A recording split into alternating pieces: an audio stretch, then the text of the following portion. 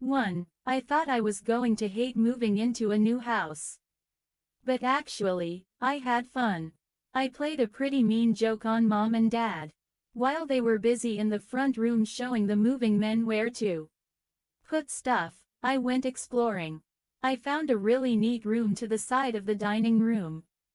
It had big windows on two sides looking out onto the backyard. Sunlight poured in, making the room brighter and a lot more cheery than the rest of the old house. The room was going to be our new family room. You know, with a TV and CD player, and maybe a ping pong table and stuff. But right now it was completely empty. Except for two gray balls of dust in one corner, which gave me an idea. Chuckling to myself, I bent down and shaped the two dust balls with my hands. Then I began shouting in a real panicky voice. Mice! Mice! Help! Mice! Mom and Dad came bursting into the room at the same time. Their mouths nearly dropped to the floor when they saw the two gray dust mice. I kept screaming, mice! Mice! Pretending I was scared of them. Trying hard to keep a straight face. Mom just stood in the doorway, her mouth hanging open. I really thought she was going to drop her teeth. Dad always panics more than Mom. He picked up a broom that was leaning against the wall, ran across the room, and began pounding the poor, defenseless dust mice with it. By that time, I was laughing my head off. Dad stared down at the glob of dust stuck to the end of the broom, and he finally caught on it was a joke. His face got real red, and I thought his eyes were going to pop out from behind his glasses. Very funny, Jerome, Mom said calmly, rolling her eyes.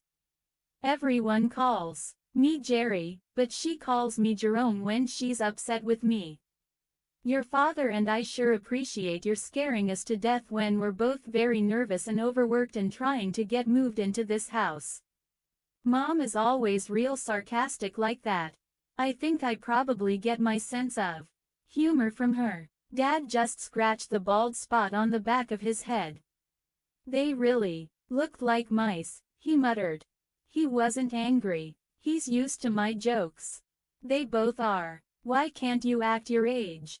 Mom asked, shaking her head. I am. I insisted. I mean, I'm 12. So I was acting my age. If you can't play jokes on your parents and try to have a little fun at 12, when can you? Don't be such a smart guy, Dad said, giving me his stern look. There's a lot of work to be done around here, you know, Jerry. You could help out. He shoved the broom toward me. I raised both hands as if shielding myself from danger, and backed away. Dad, you know I'm allergic. I cried. Allergic to dust? He asked. No, allergic to work. I expected them to laugh, but they just stormed out of the room, muttering to themselves. You can at least look after Bonkers, Mom called back to me. Keep her out of the movers' way. Yeah, sure, I called back. Bonkers is our cat, and there's no way I can keep Bonkers from doing anything. Let me say right out that Bonkers is not my favorite member of our family. In fact, I keep as far away from Bonkers as I can. No one ever explained to the stupid cat that she's supposed to be a pet. Instead, I think Bonkers believes she's a wild, man-eating tiger. Or maybe a vampire bat. Her favorite trick is to climb up on the back of a chair or a high shelf, and then leap with her claws out onto your shoulders. I can't tell you how many good t-shirts have been ripped to shreds by this trick of hers. Or how much blood I've lost. The cat is nasty. Just plain vicious. She's all black except for a white circle over her forehead and one eye. Mom and Dad think she's just wonderful. They're always picking her up, and petting her, and telling her how adorable she is. Bonkers usually scratches them and makes them bleed. But they never learn. When we moved to this new house, I was hoping maybe Bonkers would get left behind. But no way. Mom made sure that Bunkers was in the car first, right next to me, and of course the stupid cat threw up in the back seat. Whoever heard of a cat who gets carsick? She did it deliberately because she's horrible and vicious. Anyway, I ignored Mom's request to keep an eye on her. In fact, I crept into the kitchen and opened the back door, hoping maybe Bonkers would run away and get lost. Then I continued my exploring. Our other house was tiny, but new. This house was old. The floorboards creaked. The windows rattled. The house seemed to groan when you walked through it. But it was really big. I discovered all kinds of little rooms and deep closets. One upstairs closet was as big as my old bedroom. My new bedroom was at the end of the hall on the second floor. There were 3 other rooms and a bathroom up there. I wondered what Mom and Dad planned to do with all those rooms. I decided to suggest that one of them be made into a Nintendo room. We could put a widescreen TV in there to play the games on. It would be really neat. As I made plans for my new video game room, I started to feel a little cheered up. I mean, it isn't easy to move to a new house in a new town. I'm not the kind of kid who cries much. But I have to admit that I felt like crying a lot when we moved away from Cedarville.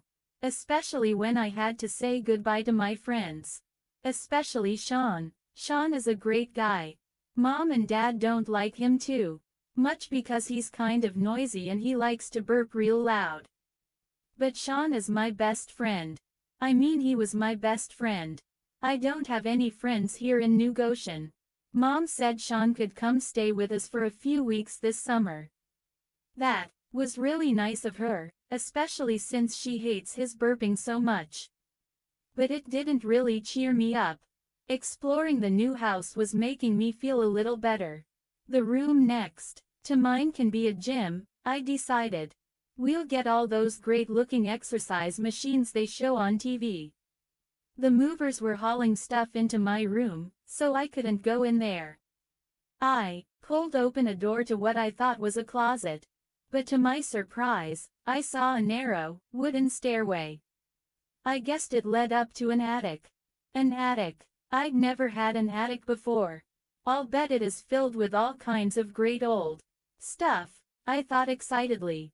Maybe the people who used to live here left their old comic book collection up there, and it is worth millions. I was halfway up the stairs when I heard Dad's voice behind me. "Jerry, where are you going?" "Up," I replied. That was pretty obvious. "You really shouldn't go up there by yourself," he warned. "Why not? Are there ghosts up here or something?" I asked. I could hear his heavy footsteps on the wooden stairs. He followed me up. "Hot up here," he muttered, adjusting his glasses on his nose. "It's so stuffy." He tugged on a chain suspended from the ceiling, and an overhead light came on, casting pale yellow light down on us. I glanced quickly around. It was all one room, long and low, the ceiling slanting down on both sides under the roof. I'm not very tall, but I reached up and touched the ceiling. There were tiny, round windows at both ends. But they were covered with dust and didn't let in much light. "It's empty," I muttered, very disappointed. "We can store a lot of junk up here," Dad said, looking around. "Hey, what's that?" I spotted something against the far wall and began walking quickly toward it. The floorboards squeaked and creaked under my sneakers. I saw a gray, quilted cover over something large. Maybe it is some kind of treasure chest, I thought. No one ever accused me of not having a good imagination. Dad was right behind me as I grabbed the heavy cover with both hands and pulled it away, and stared at a shiny, black piano. "Wow," Dad murmured, scratching his bald spot, staring at the piano with surprise. "Wow, wow, why did they leave this behind?" I shrugged. "It looks like new," I said. I hit some keys with my pointer finger. "Sounds good." Dad hit some keys, too. "It's a really good piano," he said, rubbing his hand lightly over the keyboard. I wonder what it is doing hidden up here in the attic like this. It's a mystery, I agreed. I had no idea how big a mystery it really was. I couldn't get to sleep that night. I mean, there was no way. I was in my good old bed from our old house.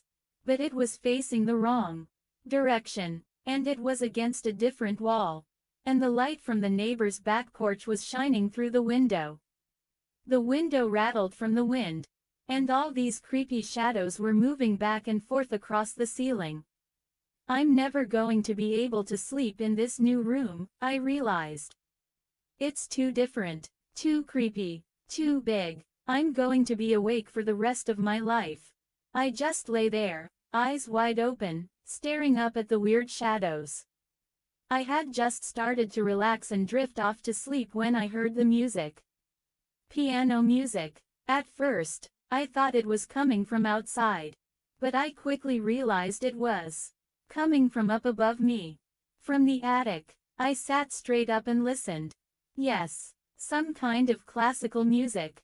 Right over my head. I kicked off the covers and lowered my feet to the floor. Who could be up in the attic playing the piano in the middle of the night? I wondered. It couldn't be Dad. He can't play a note. And the only thing Mom can play is chopsticks, and not very well. Maybe it is bonkers, I told myself. I stood up and listened.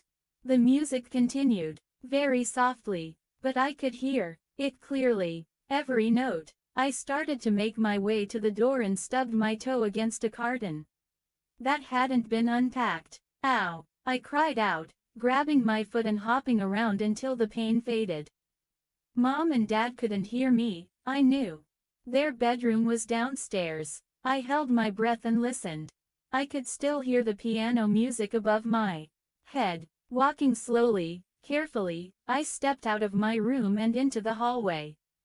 The floorboards creaked under my bare feet. The floor was cold. I pulled open the attic door and leaned into the darkness.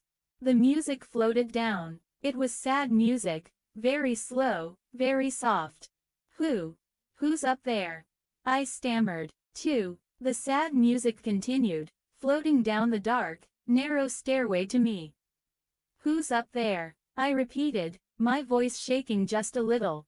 Again, no reply. I leaned into the darkness, peering up toward the attic. Mom, is that you? Dad, no reply. The melody was so sad, so slow. Before I even realized what I was doing, I was climbing the stairs. They groaned loudly under my bare feet. The air grew hot and stuffy as I reached the top of the stairs and stepped into the dark attic. The piano music surrounded me now. The notes seemed to be coming from all directions at once. Who is it? I demanded in a shrill, high-pitched voice. I guess I was a little scared. Who's up here? Something brushed against my face, and I nearly jumped out of my skin. It took me a long, shuddering moment to realize it was the light chain. I pulled it. Pale yellow light spread out over the long, narrow room. The music stopped. Who's up here? I called, squinting toward the piano against the far wall. No one there. No one sitting at the piano. Silence. Except for the floorboards creaking under my feet as I walked over to the piano. I stared at it, stared at the keys. I don't know what I expected to see. I mean, someone was playing the piano. Someone played it until the exact second the light went on. Where did they go? I ducked down and searched under the piano. I know it was stupid, but I wasn't thinking clearly. My heart was pounding, really hard, and all kinds of crazy thoughts were spinning through my brain. I leaned over the piano and examined the keyboard. I thought maybe this was one of those old-fashioned pianos that played by itself. A player piano, you know, like you sometimes see in cartoons. But it looked like an ordinary piano. I didn't see anything special about it. I sat down on the bench and jumped up. The piano bench was warm, as if someone had just been sitting on it. Whoa, I cried aloud, staring at the shiny, black bench. I reached down and felt it. It was definitely warm, but I reminded myself the whole attic was really warm, much warmer than the rest of the house. The heat seemed to float up here and stay. I sat back down and waited for my racing heart to return to normal. What's going on here? I asked myself, turning to stare at the piano. The black wood was polished so well, I could see the reflection of my face staring back at me. My reflection looked pretty scared. I lowered my eyes to the keyboard and then hit a few soft notes. Someone had been playing this piano a few moments ago, I knew. But how could they have vanished into thin air without me seeing them? I plunked another note, then another. The sound echoed through the long, empty room. Then I heard a loud creak from the bottom of the stairs. I froze, my hand still on the piano keys. Another creak, a footstep. I stood up, surprised to find my legs all trembly. I listened so hard, I could hear the air move. Another footstep, louder, closer. Someone was on the stairs. Someone was climbing to the attic. Someone was coming for me. 3. Creak, creak. The stairs gave way beneath heavy footsteps. My breath caught in my throat. I felt as if I would suffocate. Frozen in front of the piano, I searched for a place to hide. But of course, there wasn't any. Creak, creak, and then, as I stared in terror, a head poked up above the stairwell. "Dad!" I cried. "Jerry, what on earth are you doing up here?" He stepped into the pale yellow light. His thinning brown hair was standing up all over his head. His pajama pants were twisted. One leg had rolled up to the knee. He squinted at me. He didn't have his glasses on. "Dad, I thought," I sputtered. I knew I sounded like a complete jerk. But give me a break. I was scared. "Do you know what time it is?" Dad demanded angrily. He glanced down at his wrist, but he wasn't wearing his watch. "It's the middle of the night, Jerry." I know, Dad," I said, starting to feel a little better. I walked over to him. I heard piano music, see? And so I thought, "You what?" His dark eyes grew wide. His mouth dropped open. "You heard what?" "Piano music," I repeated. "Up here." So I came upstairs to check it out, and Jerry. Dad exploded. His face got really red. "It's too late for your dumb jokes." "But, Dad," I started to protest. "Your mother and I killed ourselves unpacking and moving furniture all day," Dad said, sighing wearily. "We're both exhausted, Jerry. I shouldn't have to tell you that I'm in no mood for jokes. I have to go to work tomorrow morning. I need some sleep." "Sorry, Dad," I said quietly. I could see there was no way I was going to get him to believe me about the piano music. "I know you're excited about being in a new house," Dad said, putting a hand on the shoulder of my pajama shirt. "But, come on, back to your room. You need your sleep, too." I glanced back at the piano. It glimmered darkly in the pale yellow light. As if it were breathing, as if it were alive. I pictured it rumbling toward me, chasing me to the stairs. Crazy, weird thoughts. I guess I was more tired than I thought. "Would you like to learn to play it?" Dad asked suddenly. His question caught me by surprise. "Would you like to take piano lessons? We could have the piano brought downstairs. There's room for it in the family room." "Well, maybe," I replied. "Yeah, that might be neat." He took his hand from my shoulder. Then he straightened his pajama bottoms and started down the stairs. "I'll discuss it with your mother," he said. "I'm sure she'll be pleased. She always wanted someone to be musical in the family." "Pull the light chain, okay." Obediently, I reached up and clicked off the light. The sudden darkness was so black, it startled me. I stayed close behind my dad as we made our way down the creaking stairs. Back in my bed, I pulled the covers up to my chin. It was kind of cold in my room. Outside, the winter wind gusted hard. The bedroom window rattled and shook, as if it were shivering. Piano lessons might be fun, I thought. If they let me learn to play rock piano, not that drippy, boring classical stuff. After a few lessons, maybe I could get a synthesizer. Get 2 or 3 different keyboards, hook them up to a computer. Then I could do some composing. Maybe get a group together. Yeah, it could be really excellent. I closed my eyes. The window rattled again. The old house seemed to groan. I'll get used to these noises, I told myself. I'll get used to this old house. After a few nights, I won't even hear the noises. I had just about drifted off to sleep when I heard the soft, sad piano music begin again. 4. Monday morning, I woke up very early. My cat clock with the moving tail and eyes wasn't unpacked yet. But I could tell it was early by the pale gray light coming through my bedroom window. I got dressed quickly, pulling on a clean pair of faded jeans and a dark green pullover shirt that wasn't too wrinkled. It was my first day at my new school, so I was pretty excited. I spent more time on my hair than I usually do. My hair is brown and thick and wiry, and it takes me a long time to slick it down and make it lie flat the way I like it. When I finally got it right, I made my way down the hall to the front stairs. The house was still silent and dark. I stopped outside the attic door. It was wide open. Hadn't I closed it when I'd come downstairs with my dad? Yes, I remembered shutting it tight. And now, here it was, wide open. I felt a cold chill on the back on my neck. I closed the door, listening for the click. Jerry, take it easy, I warned myself. Maybe the latch is loose. Maybe the attic door always swings open. It's an old house, remember? I'd been thinking about the piano music. Maybe it was the wind blowing through the piano strings, I told myself. Maybe there was a hole or something in the attic window. And the wind blew in and made it sound as if the piano were playing.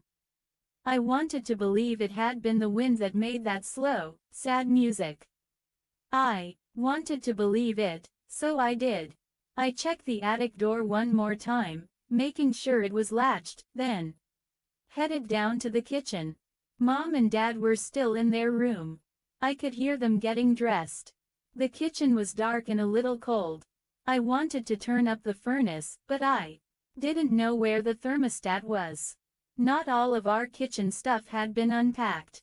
Cartons were still stacked against the wall, filled with glasses and plates and stuff. I heard someone coming down the hall. A big, empty carton beside the refrigerator gave me an idea. Snickering to myself, I jumped inside it and pulled the lid over me. I held my breath and waited. Footsteps in the kitchen. I couldn't tell if it was Mom or Dad. My heart was pounding. I continued to hold my breath. If I didn't, I knew I would burst out laughing. The footsteps went right past my carton to the sink. I heard water running. Whoever it was filled the kettle. Footsteps to the stove. I couldn't wait anymore. Surprise! I screamed and jumped to my feet in the carton. Dad let out a startled shriek and dropped the kettle. It landed on his foot with a thud, then tilted onto its side on the floor. Water puddled around Dad's feet. The kettle rolled toward the stove. Dad was howling and holding his injured foot and hopping up and down. I was laughing like a maniac. You should have seen the look on Dad's face when I jumped up from the carton. I really thought he was going to drop his teeth. Mom came bursting into the room, still buttoning her sleeve cuffs. "What's going on in here?" she cried. "Just Jerry and his stupid jokes," Dad grumbled. "Jerome," Mom shouted, seeing all the spilled water on the linoleum. "Give us a break. Just trying to help wake you up," I said, grinning. "They complain a lot, but they're used to my twisted sense of humor." I heard the piano music again that night. It was definitely not the wind. I recognized the same sad melody. I listened for a few moments. It came from right above my room. Who's up there? Who can be playing? I asked myself. I started to climb out of bed and investigate. But it was cold in my room. And I was really tired from my first day at the new school. So I pulled the covers over my head to drown out the piano music, and quickly fell asleep. Did you hear the piano music last night? I asked my mom. Eat your cornflakes, she replied. She tightened the belt of her bathrobe and leaned toward me over the kitchen table. How come I have to have cornflakes? I grumbled, mushing the spoon around in the bowl. You know the rules, she said, frowning. Junk cereal only on weekends. Stupid rule, I muttered. I think cornflakes is a junk cereal. Don't give me a hard time, Mom complained, rubbing her temples. I have a headache this morning. From the piano playing last night. I asked. What piano playing? She demanded irritably. Why do you keep talking about piano playing? Didn't you hear it? The piano in the attic. Someone was playing it last night. She jumped to her feet. Oh, Jerry, please. No jokes this morning, okay? I told you I have a headache. Did I hear you talking about the piano? Dad came into the kitchen, carrying the morning newspaper. The guys are coming this afternoon to carry it down to the family room. He smiled at me. Limber up those fingers, Jerry. Mom had walked over to the counter to pour herself a cup of coffee. Are you really interested in this piano? She demanded, eyeing me skeptically. Are you really going to practice and work at it? Of course, I replied. Maybe. The two piano movers were there when I got home from school. They weren't very big, but they were strong. I went up to the attic and watched them while Mom pulled cartons out of the family room to make a place for it. The two men used ropes and a special kind of dolly. They tilted the piano onto its side, then hoisted it onto the dolly. Lowering it down the narrow staircase was really hard. It bumped against the wall several times, even though they moved slowly and carefully. Both movers were really red-faced and sweaty by the time they got the piano downstairs. I followed them as they rolled it across the living room, then through the dining room.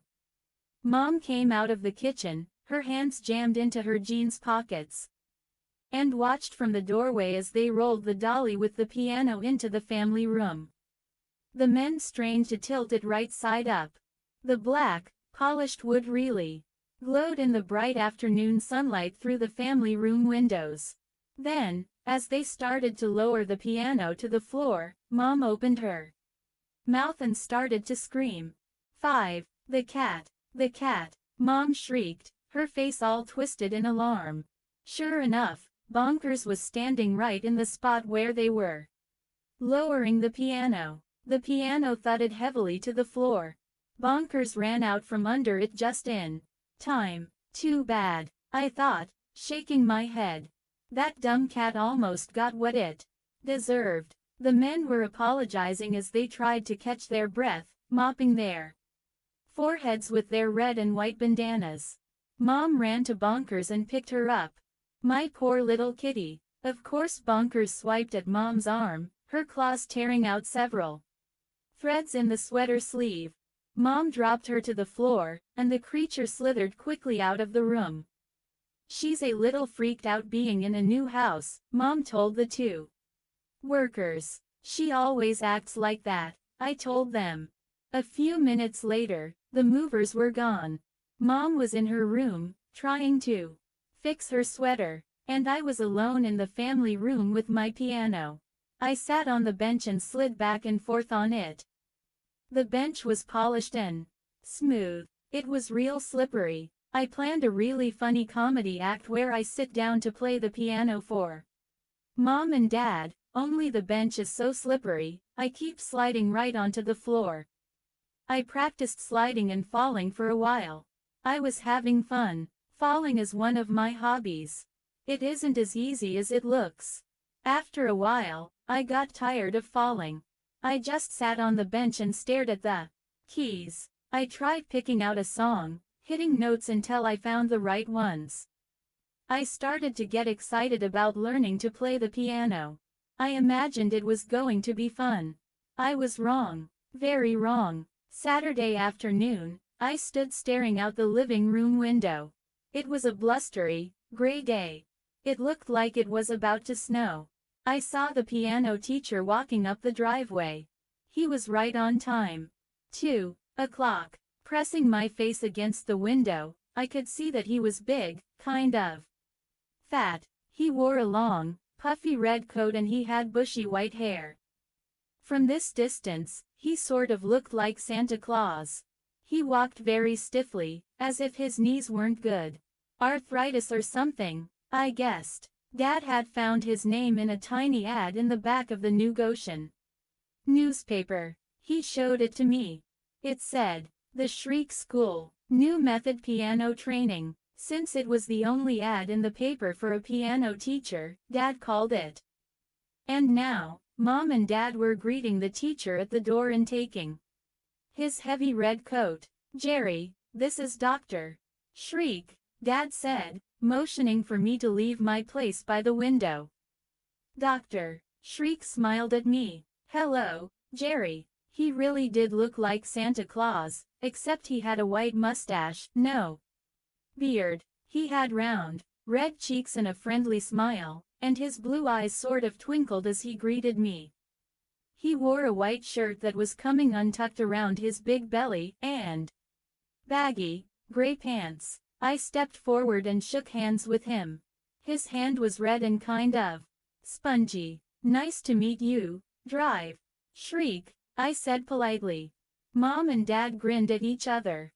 They could never believe it when I was polite. Dr. Shriek put his spongy hand on my shoulder. "I know I have a funny name," he said, chuckling. "I probably should change it. But, you have to admit, it is a real attention-getter."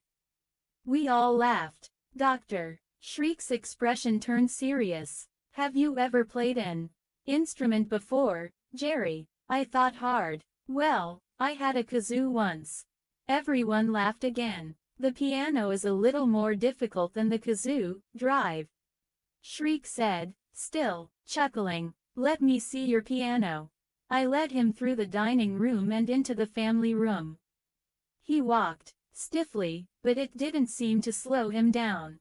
Mom and Dad excused themselves and disappeared upstairs to do more unpacking. Dr. Shriek studied the piano keys. Then he lifted the back and examined the strings with his eyes. "Very fine instrument," he murmured. "Very fine. We found it here," I told him. His mouth opened in a little O of surprise. "You found it in the attic. Someone just left it up there," I said. "How strange," he replied, rubbing his pudgy chin. He straightened his white mustache as he stared at the keys. "Don't you wonder who played this piano before you?" he asked softly. "Don't you wonder whose fingers touched these keys?" Well, I really didn't know what to say.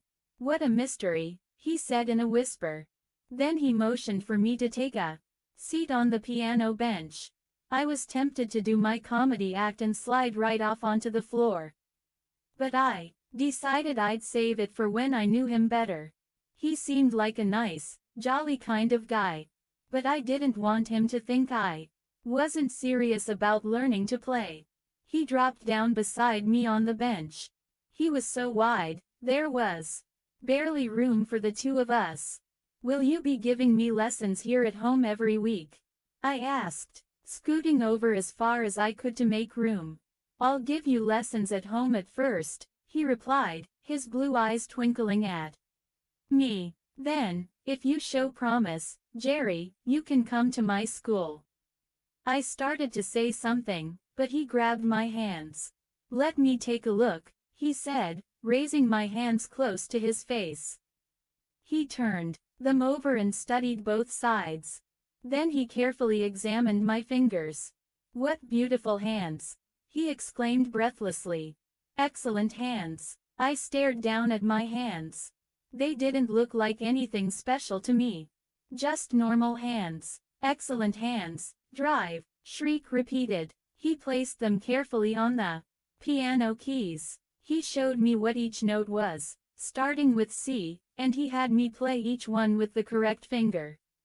Next week we will start, he told me, climbing up from the piano bench. I just wanted to meet you today. He searched through a small bag he had leaned against the wall. He pulled out a workbook and handed it to me. It was called Beginning to Play. A hands-on approach. Look this over, Jerry. Try to learn the notes on pages 2 and 3. He made his way over to his coat, which Dad had draped over the back of the couch. See you next Saturday, I said. I felt a little disappointed that the lesson had been so short. I thought I'd be playing some great rock riffs by now. He pulled on his coat, then came back to where I was sitting. I think you will be an excellent student, Jerry, he said, smiling. I muttered thanks. I was surprised to see that his eyes had settled on my hands. Excellent, excellent, he whispered. I felt a sudden chill.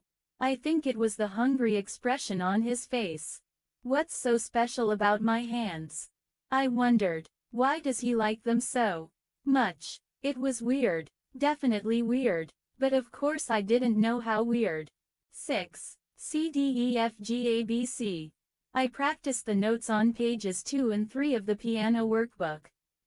The book showed which finger to use and everything. This is easy, I thought. So when can I start playing some rock and roll? I was still picking out notes when Mom surfaced from the basement and poked her head into the family room. Her hair had come loose from the bandana she had tied around her head, and she had dirt smudges on her forehead. Did Drive, Shriek leave already? She asked, surprised. Yeah, he said he just wanted to meet me, I told her. He's coming back next Saturday. He said I had excellent hands. You do. She brushed the hair out of her eyes. Well, maybe you can take those excellent hands down to the basement and use them to help us unpack some boxes.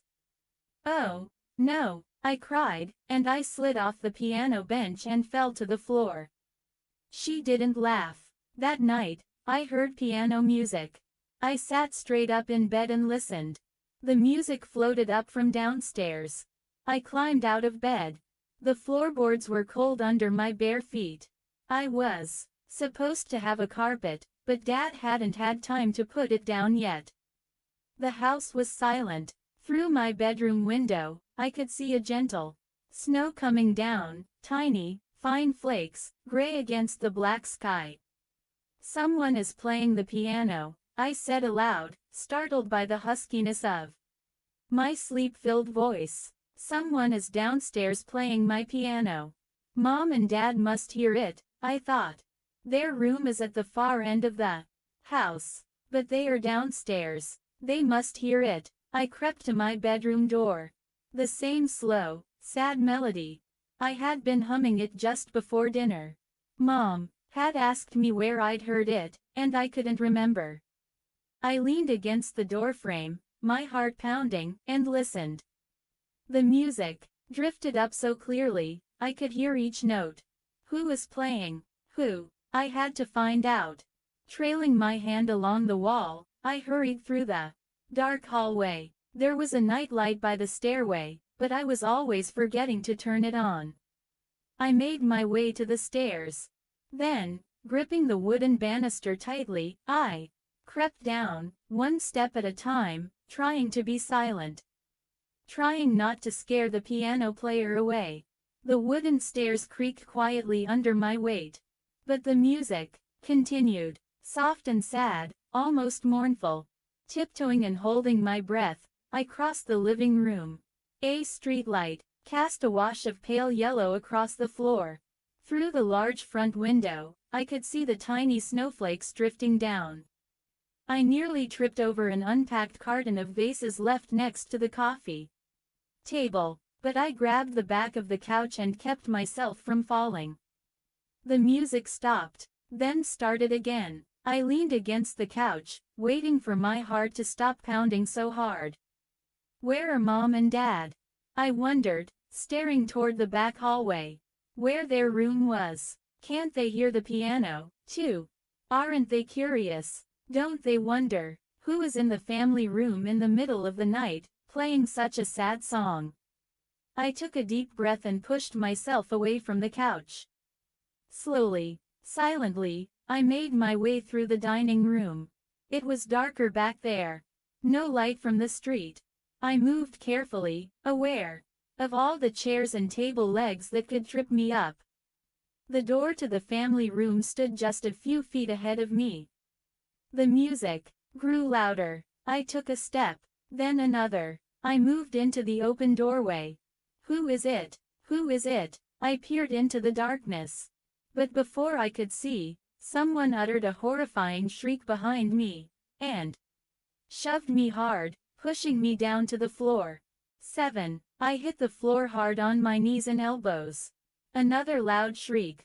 Right in my ears. My shoulders throbbed with pain. The lights came on. Bonkers. I roared. The cat leapt off my shoulders and scurried out of the room. Jerry. What are you doing? What's going on? Mom demanded angrily as she ran into the room. What's all the racket? Dad was right behind her, squinting hard without his glasses. Bonkers jumped on me. I screamed, still on the floor. Ow, my shoulder. That stupid cat. But, Jerry, Mom started. She bent to help pull me up. That stupid cat. I fumed. She jumped down from that shelf. She scared me to death. And look at my pajama shirt. The cat's claws had ripped right through the shoulder. Are you cut? Are you bleeding? Mom asked, pulling the shirt collar down to examine my shoulder. We really have to do something about that cat, Dad muttered. Jerry is right. She's a menace. Mom immediately jumped to Bonkers' defense. She was just frightened, that's all. She probably thought Jerry was a burglar. A burglar, I shrieked in a voice so high, only dogs could hear me. How could she think I was a burglar? Aren't cats supposed to see in the dark? Well, what were you doing down here, Jerry? Mom asked, straightening my pajama shirt collar. She patted my shoulder, as if that would help. Yeah, why were you skulking around down here? Dad demanded, squinting hard at me. He could barely see a thing without his glasses. I wasn't skulking around, I replied angrily. I heard piano music and… You what? Mom interrupted. I heard piano music in the family room, so I came down to see who was playing. My parents were both staring at me as if I were a Martian. Didn't you hear it? I cried. They shook their heads. I turned to the piano. No one there. Of course. I hurried over to the piano bench, leaned down, and rubbed my hand over the surface. It was warm. Someone was sitting here. I can tell. I exclaimed. Not funny, Mom said, making a face. Not funny, Jerry, Dad echoed. You came down here to pull some kind of joke, didn't you? He accused. Huh, me. Don't play innocent, Jerome, Mom said, rolling her eyes. We know you. You're never innocent. I wasn't playing a joke. I cried angrily. I heard music. Someone playing who? Dad demanded. Who was playing? Maybe it was Bonkers, Mom joked. Dad laughed, but I didn't. What was the joke, Jerry? What were you planning to do? Dad asked. Were you going to do something to the piano? Mom demanded, staring at me so hard, I could practically feel it. That's a valuable instrument, you know. I sighed wearily. I felt so frustrated, I wanted to shout, scream, throw a fit. And maybe slug them both. The piano is haunted, I shouted. The words just popped into my head. Huh, it was Dad's turn to give me a hard stare.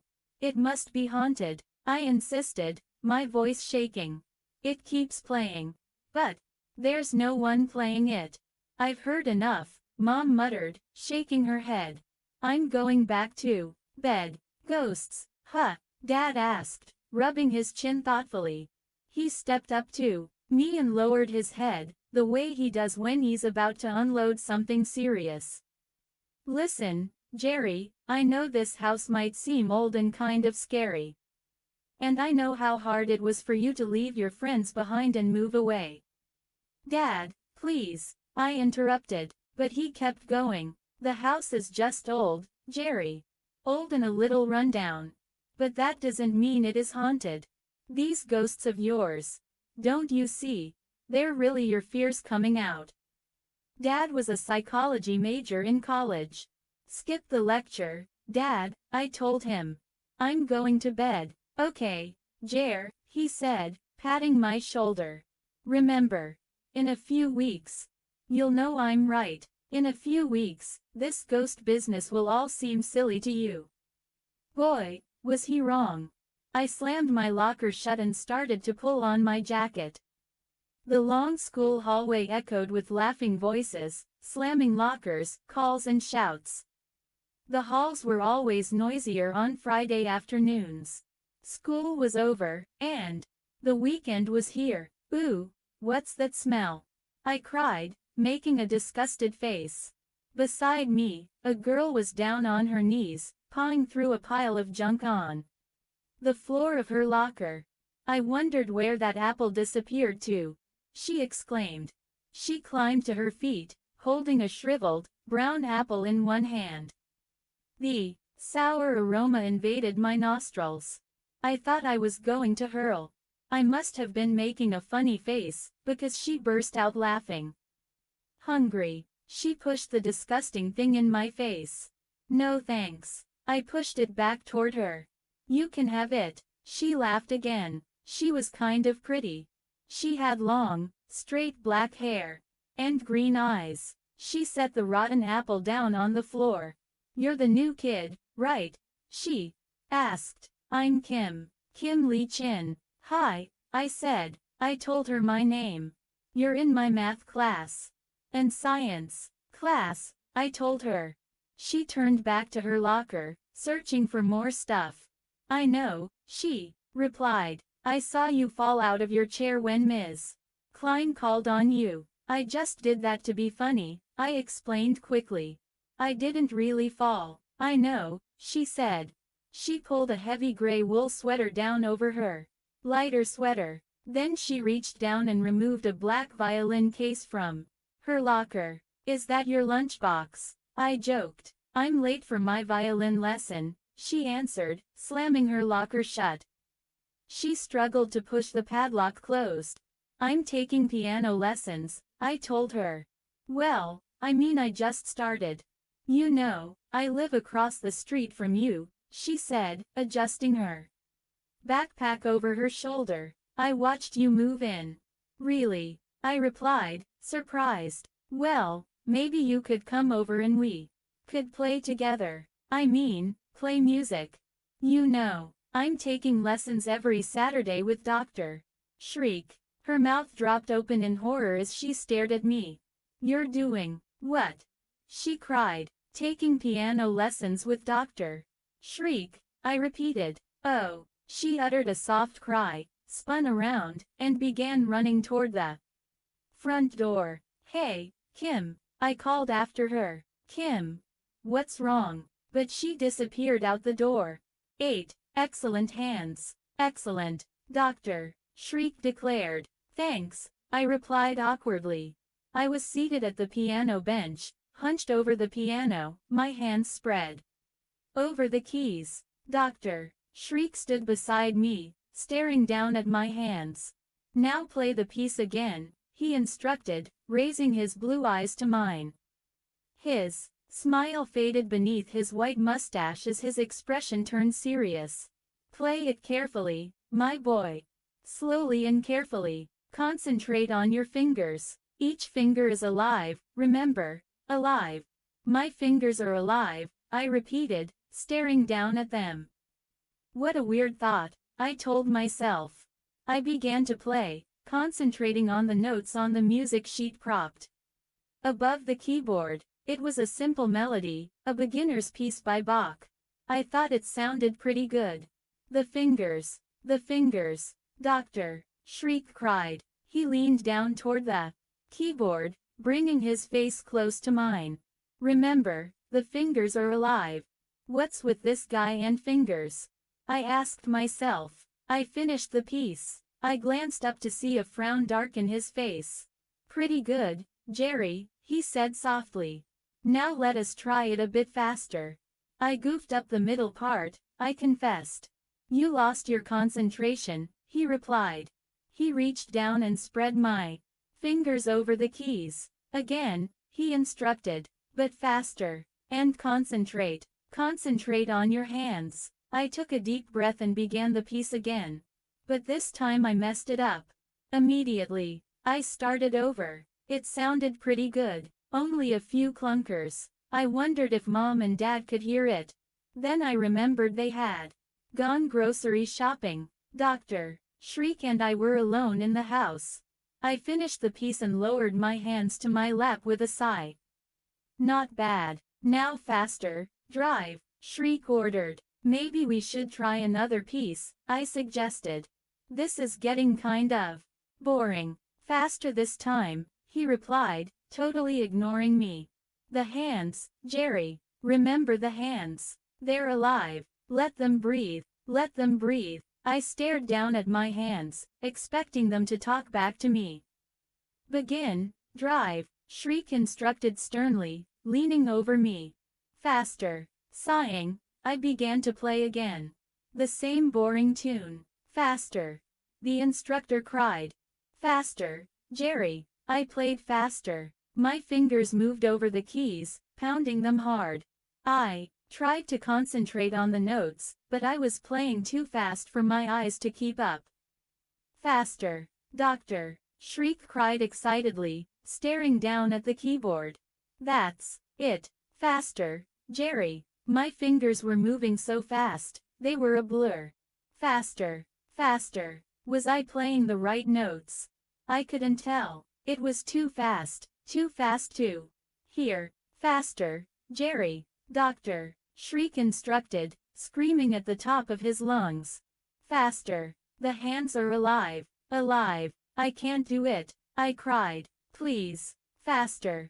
Faster. I can't. I insisted. It was too fast. Too fast to play. Too fast to hear. I tried to stop, but my hands kept going. Stop. Stop. I screamed down at them in horror. Faster. Play faster. Doctor, Shriek ordered, his eyes wide with excitement. His face bright red. The hands are alive. No, please. Stop. I called down to my hands. Stop playing. But they really were alive. They wouldn't stop. My fingers flew over the keys. A crazy tidal wave of notes flooded the family room. Faster. Faster. The instructor ordered. And despite my frightened cries to stop, my hands gleefully obeyed him. Playing on, faster and faster and faster. 9. Faster and faster, the music swirled around me. It's choking me, I thought, gasping for breath. I can't breathe. I struggled to stop my hands. But they moved frantically over the keyboard.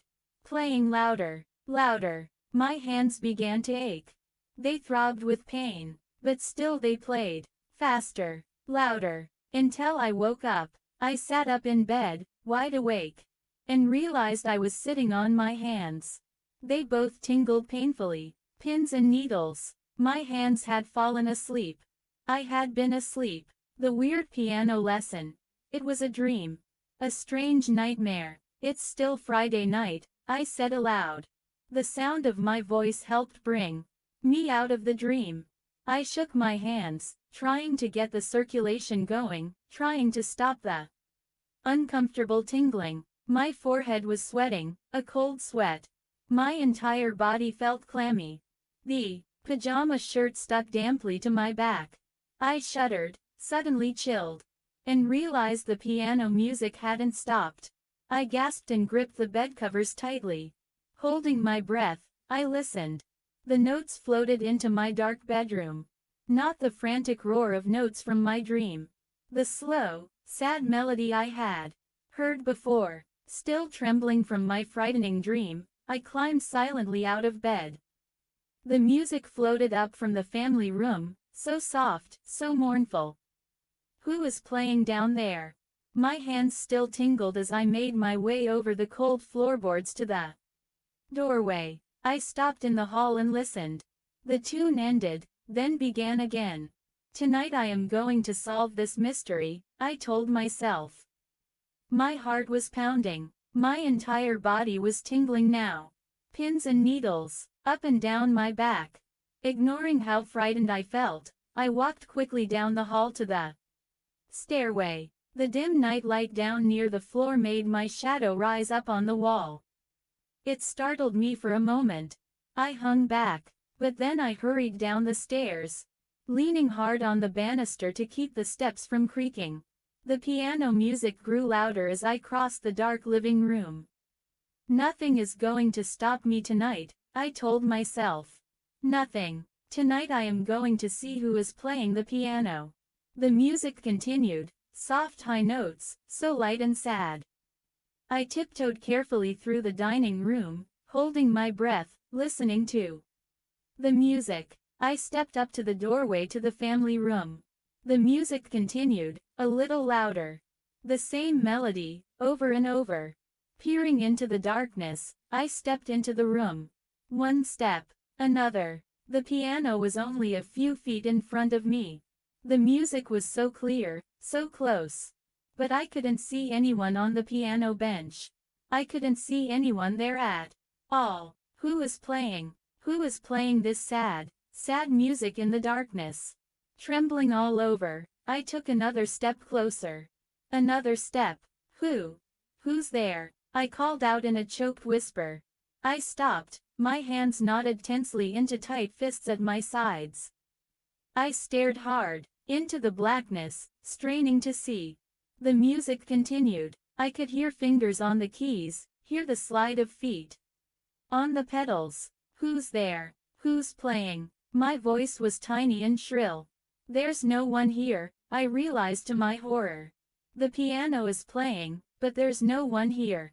Then, slowly, very slowly, like a gray cloud forming in the night sky, the ghost began to appear. 10. At first I could just see faint outlines, pale lines of gray moving against the blackness.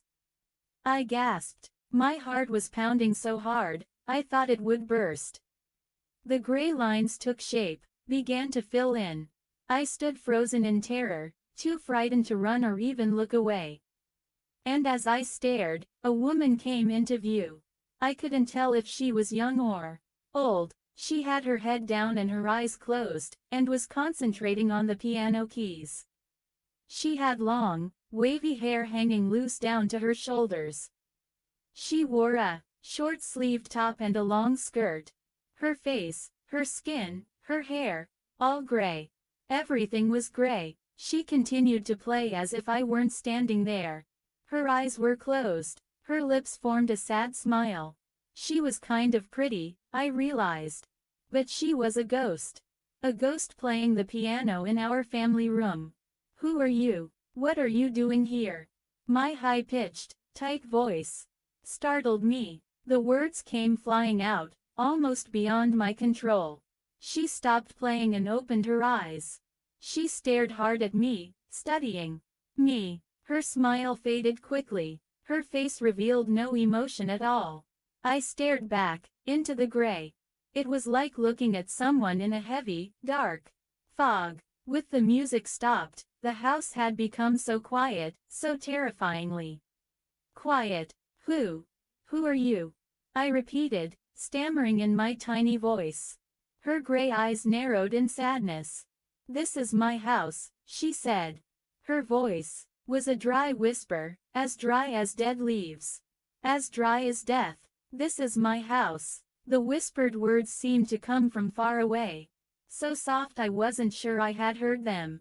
I don't understand, I choked out, feeling a cold chill at the back of my neck. What are you doing here? My house, came the whispered reply. My piano. But who are you? I repeated. Are you a ghost? As I uttered my frightened question, she let out a loud sigh. And as I stared into the grayness, I saw her face begin to change. The eyes closed, and her cheeks began to droop.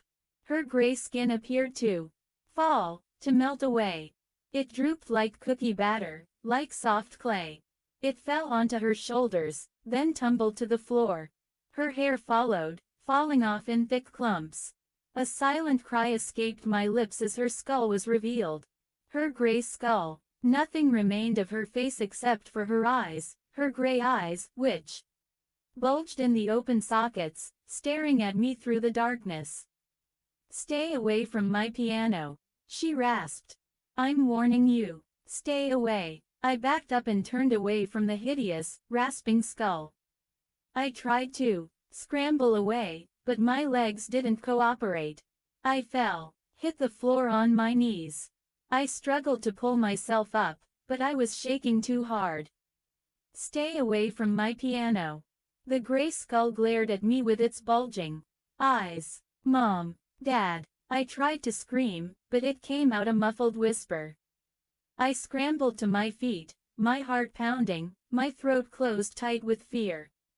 This is my house, my piano. Stay away. Mom, help me. Dad. This time I managed to call out. Mom, Dad, please. To my relief, I heard bumping and clumping in the hall. Heavy footsteps. Jerry, where are you? Mom called. Ow, I heard her bump into something in the dining room. Dad reached the family room first. I grabbed him by the shoulders, then pointed. Dad, look, a ghost. It's a ghost. 11. Dad clicked on the light. Mom stumbled into the room, holding one knee. I pointed in horror to the piano bench, which was now empty. The ghost. I saw her. I cried, shaking all over. I turned to my parents. Did you hear her? Did you? Jerry, calm down. Dad put his hands on my trembling shoulders. Calm down. It's okay. Everything is okay. But did you see her? I demanded. She was sitting there, playing the piano, and, ow, I really hurt my knee, Mom groaned. I bumped it on the coffee table. OWW. Her skin dropped off. Her eyes bulged out of her skull. I told them. I couldn't get that grinning skull out of my mind. I could still see her, as if her picture had been burned into my eyes. There's no one there, Dad said softly, holding onto my shoulders. See, no one. Did you have a nightmare? Mom asked, bending to massage her knee. It wasn't a nightmare, I screamed. I saw her. I really did. She talked to me. She told me this was her piano, her house.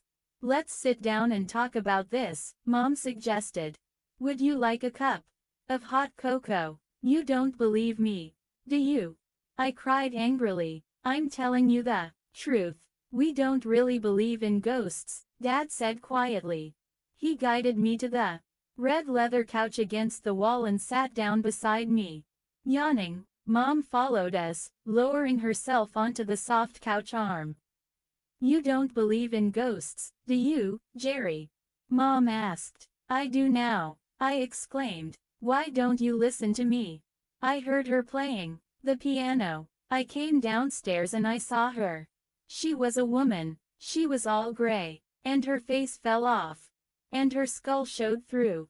And I saw Mom give Dad a look. Why wouldn't they believe me? A woman at work was telling me about a doctor, Mom said softly, reaching down and taking my hand. A nice doctor who talks with young people. Dr. Fry, I think his name was.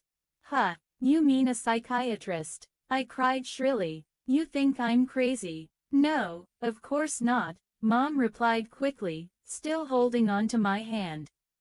I think something has made you very nervous, Jerry.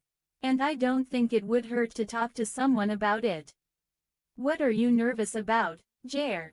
Dad asked, straightening the collar of his pajama shirt. Is it the new house? Going to a new school? Is it the piano lessons? Mom asked. Are you worried about the lessons? She glanced at the piano, gleaming black and shiny under the ceiling light. No, I'm not worried about the lessons, I muttered unhappily. I told you I'm worried about the ghost. I'm going to make you an appointment with Dr. Fry, Mom said quietly. Tell him about the ghost, Jerry. I'll bet he can explain it all better than your father and I can. I'm not crazy, I muttered. Something has you upset. Something is giving you bad dreams, Dad said. This doctor will be able to explain it to you. He yawned and stood up, stretching his arms above his head. I've got to get some sleep. Me, too, Mom said, letting go of my hand and climbing off the arm of the couch. Do you think you can go to sleep now, Jerry? I shook my head and muttered, I don't know. Do you want us to walk you to your room? She asked. I'm not a little baby. I shouted. I felt angry and frustrated. I wanted to scream until they believed me. Well, good night, Jer, Dad said.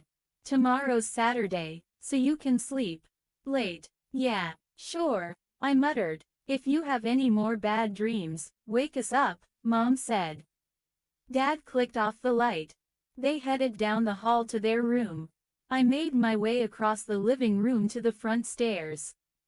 I was so angry, I wanted to hit something or kick something.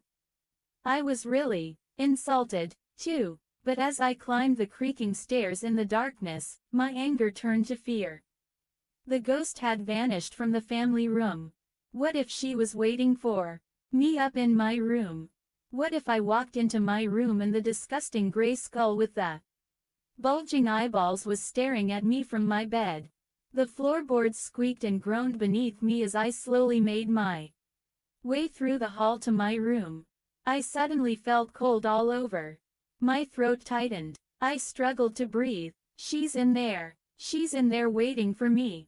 I knew it. I knew she'd be there.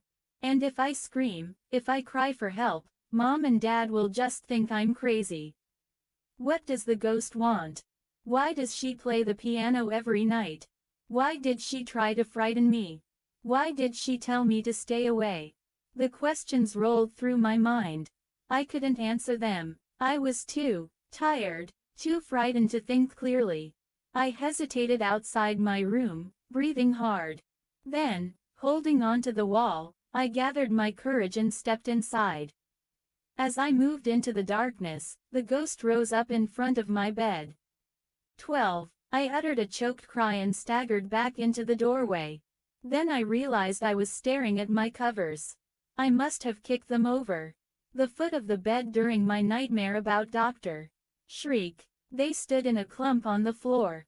My heart pounding, I crept back into the room, grabbed the blanket and sheet, and pulled them back onto the bed. Maybe I am cracking up, I thought. No way, I assured myself. I might be scared and frustrated and angry, but I saw what I saw. Shivering, I slid into bed and pulled the covers up to my chin. I closed my eyes and tried to force the picture of the ugly gray skull from my mind. When I finally started to drift off to sleep, I heard the piano music start again. Dr. Shriek arrived promptly at 2 the next afternoon. Mom and Dad were out in the garage, unpacking more cartons. I took Drive, Shriek's coat, then led him into the family room. It was a cold, blustery day outside, threatening snow. Dr. Shriek's cheeks were pink from the cold. With his white hair and mustache, and round belly under his baggy, white shirt, he looked more like Santa Claus than ever. He rubbed his pudgy hands together to warm them and motioned for me to take a seat at the piano bench. Such a beautiful instrument, he said cheerily, running a hand over the shiny, black top of the piano. You are a very lucky young man to find this waiting for you. I guess, I replied without enthusiasm. I had slept till 11, but I was still tired. And I couldn't shake the ghost and her warning from my mind. Have you practiced your notes? Doctor, Shriek asked, leaning against the piano, turning the pages of the music workbook. A little, I told him. Let me see what you have learned. Here, he began to place my fingers over the keys. Remember, this is where you start. I played a scale. Excellent hands. Drive, Shriek said, smiling. Keep repeating it, please. The lesson went well. He kept telling me how good I was, even though I was just playing notes in a simple scale. Maybe I do have some talent, I thought. I asked him when I could begin learning some rock riffs. He chuckled for some reason. In due time, he replied, staring at my hands. I heard Mom and Dad come in through the kitchen door. A few seconds later, Mom appeared in the family room, rubbing the arms of her sweater. It's really getting cold out there, she said, smiling at Drive. Shriek, I think it is going to snow. It's nice and warm in here, he replied, returning her smile. How's the lesson going? Mom asked him. Very well, Drive, Shriek told her, winking at me. I think Jerry shows a lot of promise. I would like him to start taking his lessons at my school.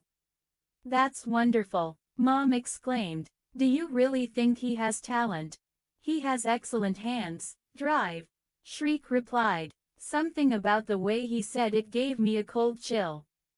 Do you teach rock music at your school?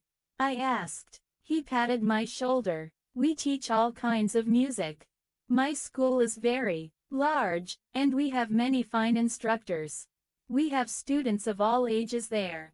Do you think you could come after school on Fridays? That would be fine, Mom said. Doctor, Shriek crossed the room and handed my mom a card. Here is the address of my school. I'm afraid it is on the other end of town. No problem, Mom said, studying the card. I get off work early on Fridays. I can drive him. That will end our lesson for today, Jerry. Drive, Shriek said. Practice the new notes, and I'll see you Friday. He followed my mom to the living room. I heard them chatting quietly, but I couldn't make out what they were saying. I stood up and walked to the window. It had started to snow, very large. Flakes coming down really hard. The snow was already starting to stick. Staring into the backyard, I wondered if there were any good hills to sled on in New Goshen, and I wondered if my sled had been unpacked. I cried out when the piano suddenly started to play. Loud, jangling noise, like someone pounding furiously on the keys with heavy fists. Pound, pound, pound. Jerry, stop it, Mom shouted from the living room. I'm not doing it, I cried. 13. Dr. Fry's office wasn't the way I pictured a psychiatrist's office. It was small and bright. The walls were yellow, and there were colorful pictures of parrots and toucans and other birds hanging all around. He didn't have a black leather couch like psychiatrists always have on TV and in the movies. Instead, he had two soft-looking, green armchairs. He didn't even have a desk. Just the two chairs. I sat in one, and he sat in the other. He was a lot younger than I thought he'd be.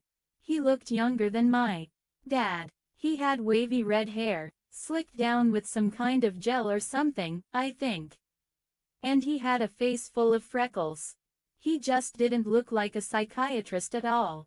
Tell me about your new house, he said. He had his legs crossed.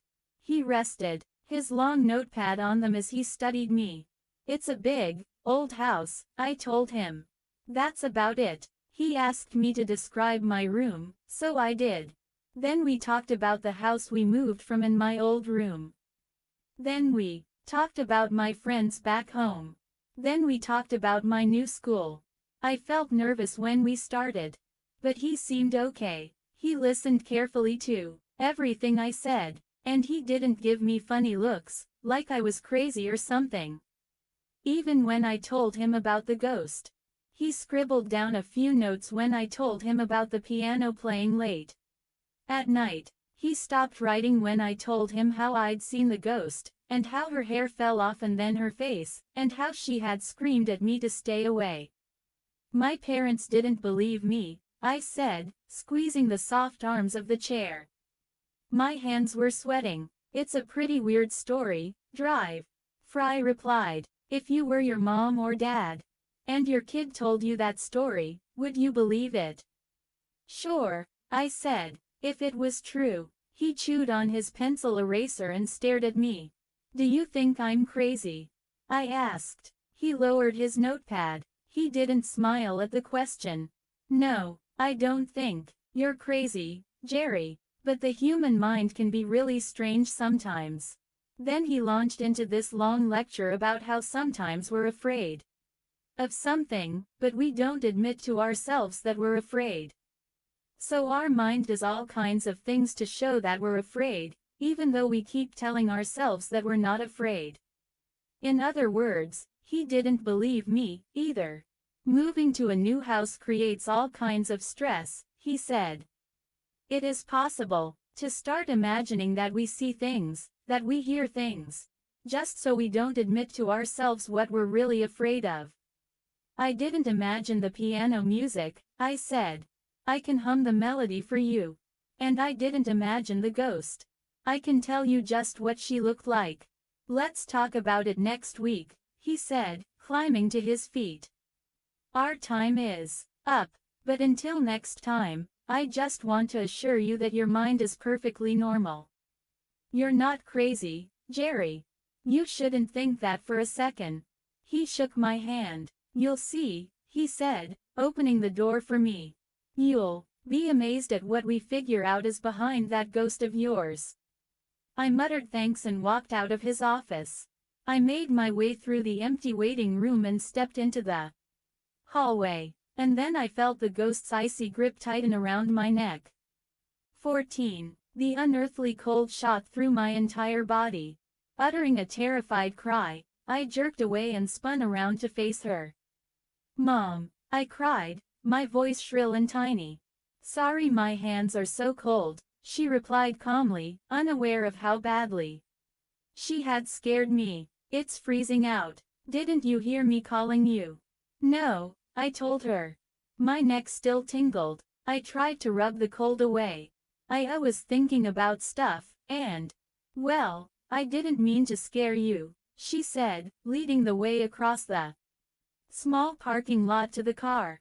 She stopped to pull the car keys from her bag. Did you and Dr. Fry have a nice talk? Kind of, I said. This ghost has me jumping out of my skin, I realized as I climbed into the car. Now I'm seeing the ghost everywhere. I have got to calm down, I told myself. I've got to stop thinking that the ghost is following me. But how? Friday after school, Mom drove me to Dr. Shriek's music school. It was a cold, gray day. I stared at my breath steaming up the passenger window as we drove. It had snowed the day before, and the roads were still icy and slick. I hope we're not late, Mom fretted. We stopped for a light. She cleared the windshield in front of her with the back of her gloved hand. I'm afraid to drive any faster than this. All of the cars were inching along. We drove past a bunch of kids building a snow fort in a front yard. One little red-faced kid was crying because the others wouldn't let him join them. The school is practically in the next town, Mom remarked, pumping the brakes as we slid toward an intersection. I wonder why Drive Shriek has his school so far away from everything. I don't know, I answered dully. I was kind of nervous. Do you think Drive Shriek will be my instructor? Or do you think he'll have someone else? Mom shrugged her shoulders. She leaned forward over the steering wheel, struggling to see through the steamed-up windshield. Finally, we turned onto the street where the school was located. I stared out at the block of dark, old houses. The houses gave way to woods, the bare trees tilting up under a white blanket of snow.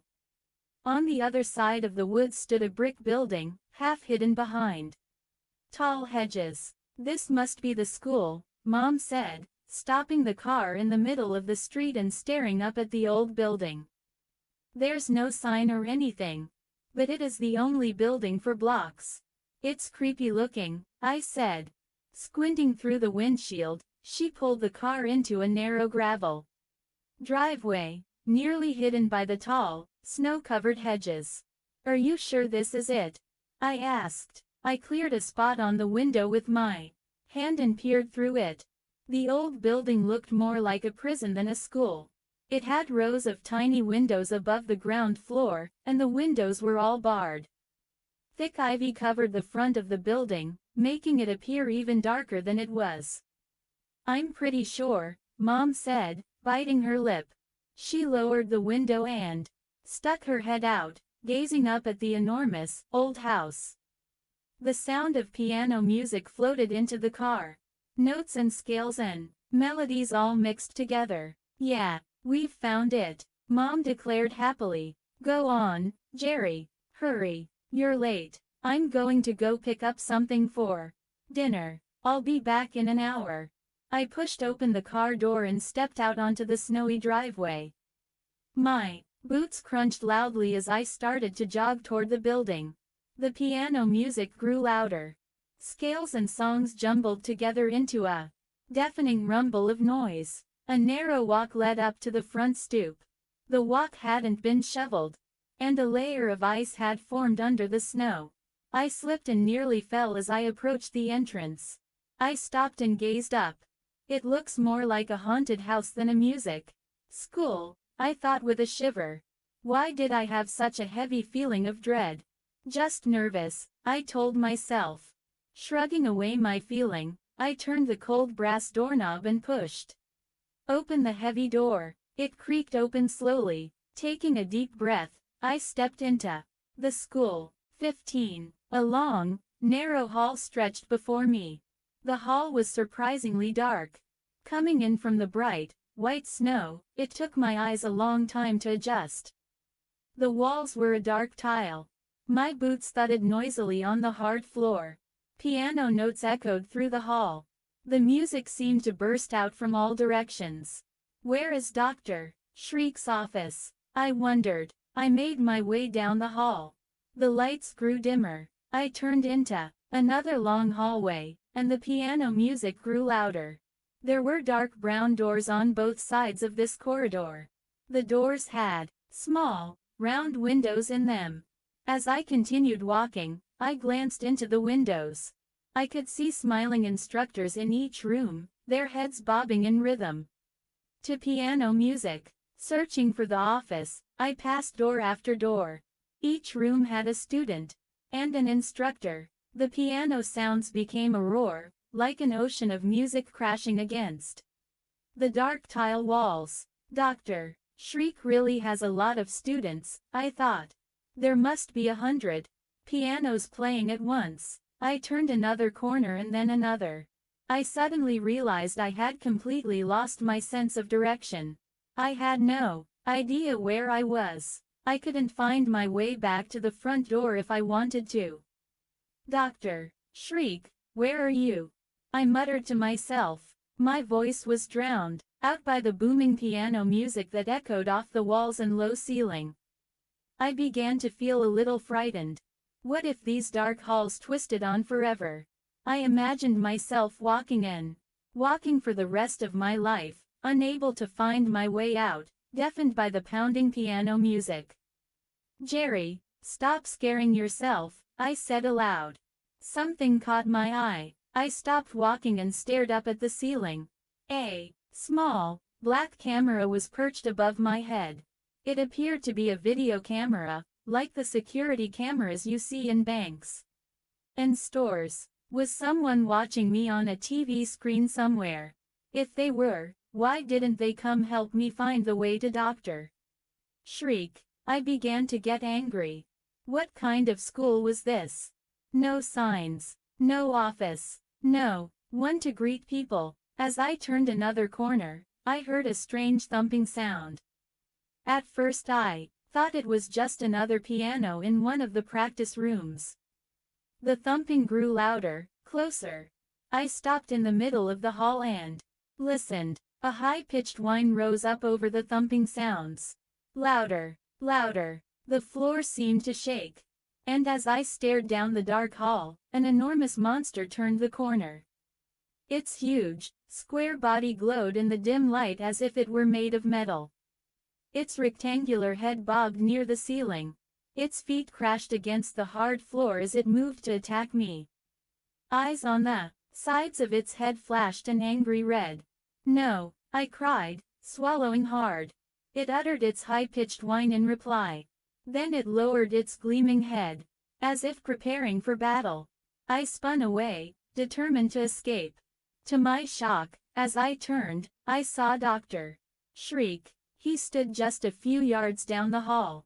Dr. Shriek was watching the enormous creature move in on me, a pleased grin on his face.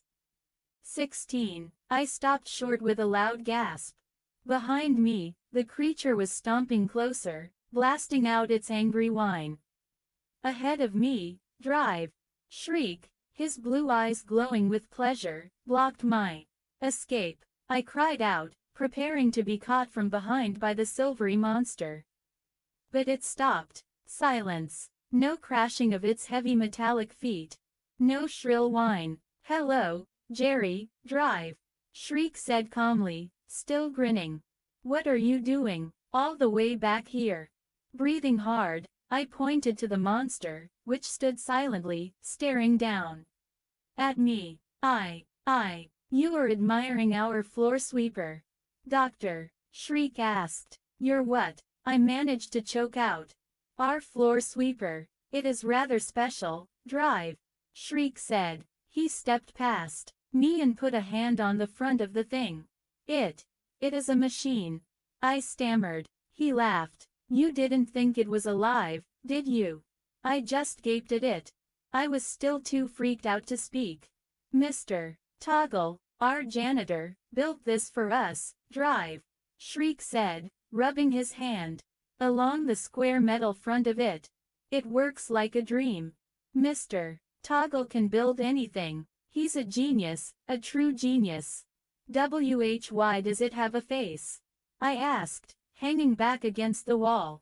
Why does it have eyes that light up? Just Mr. Toggle's sense of humor, Drive. Shriek replied, chuckling. He put in those cameras, too. He pointed to the video camera perched on the ceiling. Mr. Toggle is a mechanical genius. We couldn't do a thing without him. We really couldn't. I took a few reluctant steps forward and admired the floor sweeper from closer up. I couldn't find your office, I told Drive. Shriek. I was wandering and wandering. I apologize, he replied quickly. Let us begin your lesson. Come. I followed him as he led the way back in the direction I had come. He walked stiffly but rapidly. His white shirt was untucked in front of his big stomach. He swung his hands stiffly as he walked. I felt really stupid. Imagine letting myself be terrified by a floor sweeper. He pushed open one of the brown doors with a round window, and I followed him into the room. I glanced quickly around. It was a small, square room lighted by 2 rows of fluorescents on the ceiling. There was no window. The only furniture was a small, brown upright piano, a narrow piano bench, and a music stand. Dr. Shriek motioned for me to sit down on the piano bench, and we began our lesson. He stood behind me, placing my fingers carefully on the keys, even though I now knew how to do it myself. We practiced different notes. I hit C's and D's. Then we tried E's and F's. He showed me my first chord. Then he had me do scales over and over. Excellent, he declared near the end of the hour. Excellent work, Jerry. I'm most pleased. His Santa Claus cheeks were bright pink beneath his white mustache. I squeezed my hands together, trying to get rid of a cramp. Are you going to be my teacher? I asked. He nodded. Yes, I will instruct you in the basics, he replied. Then when your hands are ready, you will be given over to one of our fine teachers. When my hands are ready. What exactly did he mean by that? Let us try this short piece, he said, reaching over me to turn the page in the music book. Now, this piece has only 3 notes. But you must pay attention to the quarter notes and the half notes. Do you remember how long to continue a half note? I demonstrated on the piano. Then I tried to play the short melody. I did pretty well, only a few clunkers. Wonderful, wonderful, Doctor, Shriek declared, staring at my hands as I played. He glanced at his watch. I'm afraid our time is up. See you next Friday, Jerry. Be sure to practice what I showed you. I thanked him and climbed to my feet. I was glad the lesson was over. Having to concentrate so hard was really tiring. Both my hands were sweating, and I still had a cramp in one. I headed to the door, then stopped. Which way do I go?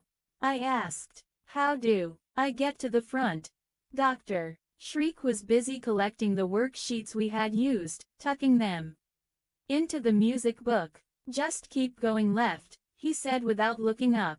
You can't miss it. I said goodbye and stepped out into the dark hallway. My ears were immediately attacked by the roar of piano notes. Aren't the other lessons over? I wondered. How come they keep playing even though the hour is up? I glanced in both directions, making sure there were no floor sweepers waiting to attack. Then I turned left, as Dr. Shriek had instructed, and began to follow the hallway toward the front. As I passed door after door, I could see the smiling instructors inside each room, their heads moving in rhythm with the piano playing. Most of the students in these rooms were more advanced than me, I realized. They weren't practicing notes and scales. They were playing long, complicated pieces. I turned left, then when the corridor came to an end, turned left one more time. It took me a while to realize that I was lost again. Had I missed a left turn somewhere? The dark halls with their rows of brown doors on both sides all looked alike. I turned left again. My heart began to pound. Why wasn't anyone else in the hall? Then up ahead I saw double doors. The front exit must be through those doors, I decided. I made my way eagerly to the double doors and started to push through them, when powerful hands grabbed me from behind, and a gruff voice rasped in my ear, "No, you don't."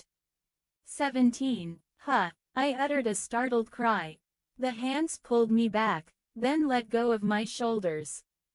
The double doors swung back into place. I spun around to see a tall, wiry man with long, scraggly black hair and a stubbly black beard. He wore a yellow t-shirt under denim overalls. Not that way, he said softly. You're looking for the front. It's up there. He pointed to the hall to the left. Oh, sorry, I said, breathing hard. You scared me. The man apologized. I'll take you to the front, he offered, scratching his stubbly cheek. Allow me to introduce myself. I'm Mr. Toggle. Oh, hi, I said. I'm Jerry Hawkins. Dr. Shriek told me about you. I saw your floor sweeper. He smiled. His black eyes lit up like dark coals. It's a beauty, isn't it? I have a few other creations like it, some even better. Dr. Shriek says you're a mechanical genius, I gushed. Mr. Toggle chuckled to himself. Yes, I programmed him to say that. He joked. We both laughed. Next time you come to the school, I'll show you some of my other inventions, Mr. Toggle offered, adjusting his overall straps over his slender shoulders. Thanks, I replied. The front door was right up ahead. I was never so glad to see a door. I'm sure I'll catch on to the layout of this place, I said. He didn't seem to hear me. Dr. Shriek tells me you have excellent hands, he said, a strange smile forming under his stubbly black beard. That's what we look for here, Jerry. That's what we look for. Feeling kind of awkward, I thanked him. I mean, What are you supposed to say when someone tells you what excellent hands you've got? I pushed open the heavy front door and saw Mom waiting in the car. Good night, I called, and eagerly ran out of the school, into the snowy evening. After dinner, Mom and Dad insisted that I show them what I had learned in my piano lesson. I really didn't want to. I had only learned that one simple song, and I still hadn't played it all the way through without goofing it up.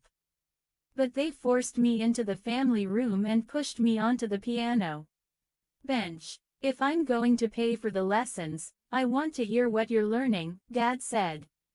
He sat down close to Mom on the couch, facing the back of the piano. We only tried one song, I said. Couldn't we wait till I learn more? Play it, Dad ordered. I sighed. I have a cramp in my hand. Come on, Jerry. Don't make excuses, Mom snapped impatiently. Just play the song, okay? Then we won't bug you anymore tonight. What did the school look like? Dad asked Mom. It's way on the other side of town, isn't it? It's practically out of town, Mom told him. It's in this very old house. Kind of run down looking, actually. But Jerry told me it is nice inside. No, I didn't, I interrupted. I said it was big. I didn't say it was nice. I got lost in the halls twice. Dad laughed. I see you have your mother's sense of direction. Mom gave Dad a playful shove. Just play the piece, she said to me. I found it in the music book and propped the book in front of me on the piano. Then I arranged my fingers on the keys and prepared to play. But before I hit the first note, the piano erupted with a barrage of low notes. It sounded as if someone was pounding on the keys with both fists. Jerry. Stop it, Mom said sharply. That's too loud. That can't be what you learned, Dad added. I set my fingers in place and began to play. But my notes were drowned out by the horrible, loud banging again. It sounded like a little kid pounding away on the keys as hard as he could. Jerry. Give us a break. Mom shouted, holding her ears. But I'm not doing it. I screamed. It isn't me. 18. They didn't believe me. Instead, they got angry. They accused me of never taking anything seriously, and sent me up to my room. I was actually glad to get out of the family room and away from that haunted piano. I knew who was pounding the keys and making that racket. The ghost was doing it. Why? What was she trying to prove? What did she plan to do to me? Those questions I couldn't answer yet. The next Friday afternoon, Mr. Toggle kept his promise. He greeted me at the door to the piano school after my mom dropped me off. He led me through the twisting halls to his enormous workshop. Mr. Toggle's workshop was the size of an auditorium. The vast room was cluttered with machines and electronic equipment. An enormous two-headed metal creature, at least 3 times as tall as the floor sweeper that had terrified me the week before, stood in the center. It was surrounded by tape machines, stacks of electric motors, cases of tools and strange-looking parts, video equipment, a pile of bicycle wheels, several piano frames with no insides, animal cages, and an old car with its seats removed. One entire wall seemed to be a control panel. It had more than a dozen video screens, all on, all showing different classes going on in the school. Around the screens were thousands of dials and knobs, blinking red and green lights, speakers, and microphones. Beneath the control panel, on a counter that ran the length of the room, stood at least a dozen computers. All of them seemed to be powered up.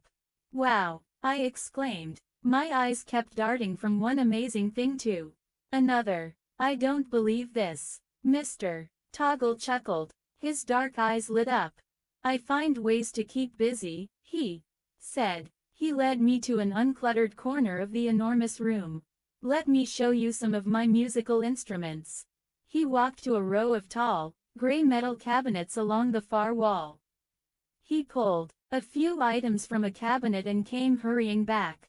Do you know what this is, Jerry? He held up a shiny, brass instrument, attached to some kind of tank. A saxophone, I guessed. A very special saxophone, he said, grinning. See, it's attached to this tank of compressed air. That means you don't have to blow into it. You can concentrate on your fingering. Wow, I said. That's really neat. Here, put this on, mister. Toggle urged. He slipped a brown leather cap over my head. The cap had several thin wires flowing out the back, and it was attached to a small keyboard. What is it? I asked, adjusting the cap over my ears. Blink your eyes, mister. Toggle instructed. I blinked my eyes, and the keyboard played a chord.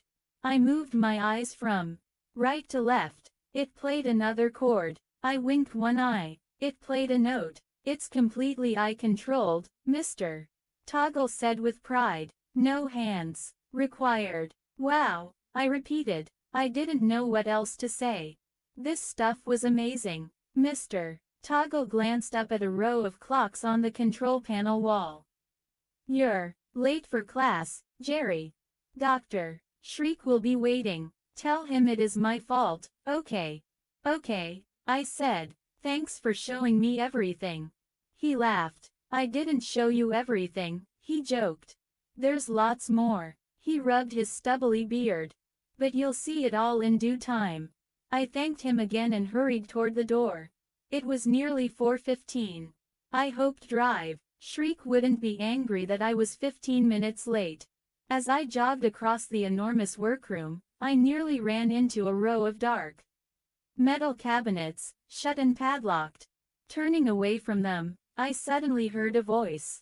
Help! A weak cry. I stopped by the side of the cabinet and listened hard. And heard it again. A little voice, very faint.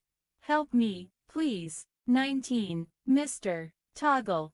What's that? I cried. He had begun fiddling with the wires on the brown leather cap. He slowly looked up. What's what? That cry, I told him, pointing to the cabinet. I heard a voice. He frowned. It's just damaged equipment, he muttered, returning his attention to the wires. Huh, damaged equipment. I wasn't sure I had heard him correctly. Yeah, just some damaged equipment, he repeated impatiently. You'd better hurry, Jerry. Dr. Shriek must be wondering where you are. I heard a second cry. A voice, very weak and tiny. Help me. Please. I hesitated. Mr. Toggle was staring at me impatiently. I had no choice. I turned and ran from the room, the weak cries still in my ears. On Saturday afternoon I went outside to shovel snow off our driveway. It had snowed the night before, only an inch or two. Now it was one of those clear winter days with a bright blue sky overhead. It felt good to be out in the crisp air, getting some exercise. Everything seemed so fresh and clean. I was finishing down at the bottom of the drive, my arms starting to ache from all the shoveling, when I saw Kim Lee Chin. She was climbing out of her mother's black Honda, carrying her violin case. I guessed she was coming from a lesson. I had seen her in school a few times, but I hadn't really talked to her since.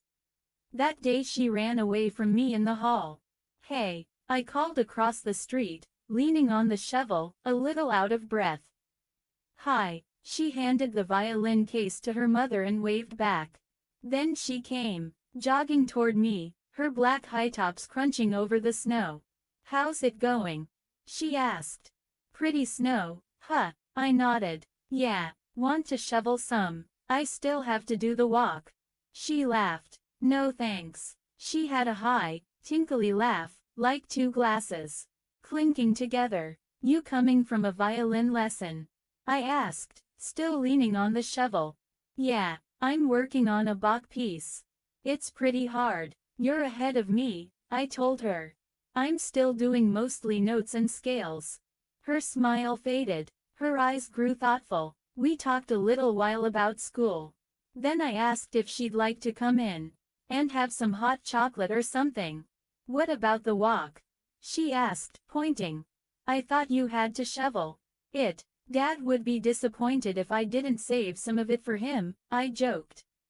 Mom filled 2 big white mugs with hot chocolate. Of course I burned my tongue on the first sip. Kim and I were sitting in the den. Kim sat on the piano bench and tapped some keys lightly. It has a really good tone, she said, her face growing serious. Better than my mother's piano. Why did you run away that afternoon? I blurted out. It had been on my mind ever since it happened. I had to know the answer. She lowered her eyes to the piano keyboard and pretended she hadn't heard me. So I asked again, why did you run away like that, Kim? I didn't, she replied finally, still avoiding my eyes. I was late for a lesson, that's all. I set my hot chocolate mug down on the coffee table and leaned against the arm of the couch. I told you I was going to take piano lessons at the Shriek School, remember? Then you got this strange look on your face, and you ran away. Kim sighed. She had the white hot chocolate mug in her lap. I saw that she was gripping it tightly in both hands. Jerry, I really don't want to talk about it, she said softly. It's too scary. Scary? I asked. Don't you know the stories about the Shriek School? She asked. 20. I laughed. I'm not sure why. Maybe it was the serious expression on Kim's face. Stories. What kind of stories? I really don't want to tell you, she said. She took a long sip from the white mug, then returned it to her lap. I just moved here, remember? I told her. So I haven't heard any stories. What are they about? Things about the school, she muttered. She climbed off the piano bench and walked to the window, carrying the mug in one hand. What kinds of things? I demanded. Come on, Kim. Tell me. Well, things like, there are monsters there, she replied, staring out the window into my snowy backyard. Real monsters that live in the basement. Monsters. I laughed. Kim spun around. It's not funny, she snapped. I've seen the monsters, I told her, shaking my head. Her face filled with surprise. You've what? I've seen the monsters, I repeated. They're floor sweepers. Huh. Her mouth dropped open. She nearly spilled hot chocolate down the front of her sweatshirt. Floor sweepers. Yeah, Mr. Toggle built them. He works at the school. He's some kind of mechanical genius. He builds all kinds of things. But, she started. I saw one my first day at the school, I continued. I thought it was some kind of monster. It made this weird whining sound, and it was coming right at me. I practically dropped my teeth. But it was one of Mr. Toggle's floor cleaners. Kim tilted her head, staring at me thoughtfully. Well, you know how stories get started, she said. I knew they probably weren't true. They probably all have simple explanations like that. All? I asked. There are more. Well, she hesitated. There were stories about how kids went in for lessons and never came out again. How they vanished, just disappeared. That's impossible, I said. Yeah, I guess, she quickly agreed. Then I remembered the tiny voice from the cabinet, calling out for help. It had to be some invention of Mr. Toggle's, I told myself. It had to be damaged equipment, he said. He didn't seem the least bit excited or upset about it. It's funny how scary stories get started, Kim said, walking back to the piano bench. Well, the piano school building is creepy and old, I said. It really looks like some kind of haunted mansion. I guess that's probably why some of the stories got started. Probably, she agreed. The school isn't haunted, but that piano is. I told her. I don't know what made me say it. I hadn't told anyone about the ghost and the piano. I knew no one would believe me. Kim gave a little start and stared at the piano. This piano is haunted. What do you mean? How do you know? Late at night, I hear someone playing it, I told her. A woman. I saw her. Once. Kim laughed. You're putting me on. Right. I shook my head. No, I'm serious, Kim. I saw this woman. Late at night. She plays the same sad melody over and over. Jerry, come on, Kim pleaded, rolling her eyes. The woman talked to me. Her skin fell off. It was so frightening, Kim. Her face disappeared. Her skull, it stared at me. And she warned me to stay away. Stay away. I felt a shiver. Somehow I had shut that scary scene out of my mind for a few days. But now, as I told it to Kim, it all came back to me. Kim had a big grin on her face. You're a better storyteller than I am, she said. Do you know a lot of ghost stories? It isn't a story, I cried. Suddenly, I was desperate for her to believe me. Kim started to reply, but my mom poked her head into the family room and interrupted. Kim, your mom just called. She needs you to come home now. Guess I'd better go, Kim said, setting down the hot chocolate mug. I followed her out. We had just reached the family room doorway when the piano began to play, a strange jumble of notes. See, I cried excitedly to Kim. See, now do you believe me? 21. We both turned back to stare at the piano. Bonkers was strutting over the keys, his tail straight up behind him. Kim laughed. Jerry, you're funny. I almost believed you. But, I sputtered. That stupid cat had made a fool of me again. See you in school, Kim said. I loved your ghost story. Thanks, I said weakly. Then I hurried across the room to chase Bonkers off the piano. Late that night I heard the piano playing again. I sat straight up in bed. The shadows on my ceiling seemed to be moving in time to the music. I had been sleeping lightly, restlessly. I must have kicked off my covers in my sleep, because they were bunched at the foot of the bed. Now, listening to the familiar slow melody, I was wide awake. This was not Bonkers strutting over the keys. This was the ghost. I stood up. The floorboards were ice cold. Outside the bedroom window, I could see the winter bare trees shivering in a strong breeze. As I crept to the bedroom doorway, the music grew louder. Should I go down there? I asked myself. Will the ghost disappear the minute I poke my head into the family room? Do I really want to see her? I didn't want to see that hideous, grinning skull again. But I realized I couldn't just stand there in the doorway. I couldn't go back to bed. I couldn't ignore it. I had to go investigate. I was pulled downstairs, as if tugged by an invisible rope. Maybe this time Mom and Dad will hear her, too, I thought as I made my way along the hallway. Maybe they will see her, too. Maybe they will finally believe me. Kim flashed into my mind as I started down the creaking stairs. She thought I was making up a ghost story. She thought I was trying to be funny. But there really was a ghost in my house, a ghost playing my piano. And I was the only one who knew it. Into the living room, across the worn carpet to the dining room. The music floated so gently, so quietly. Such ghostly music, I thought. I hesitated just short of the family room doorway. Would she vanish the instant I peeked in? Was she waiting for me? Taking a deep breath, I took a step into the family room. 22. She had her head down, her long hair falling over her face. I couldn't see her eyes.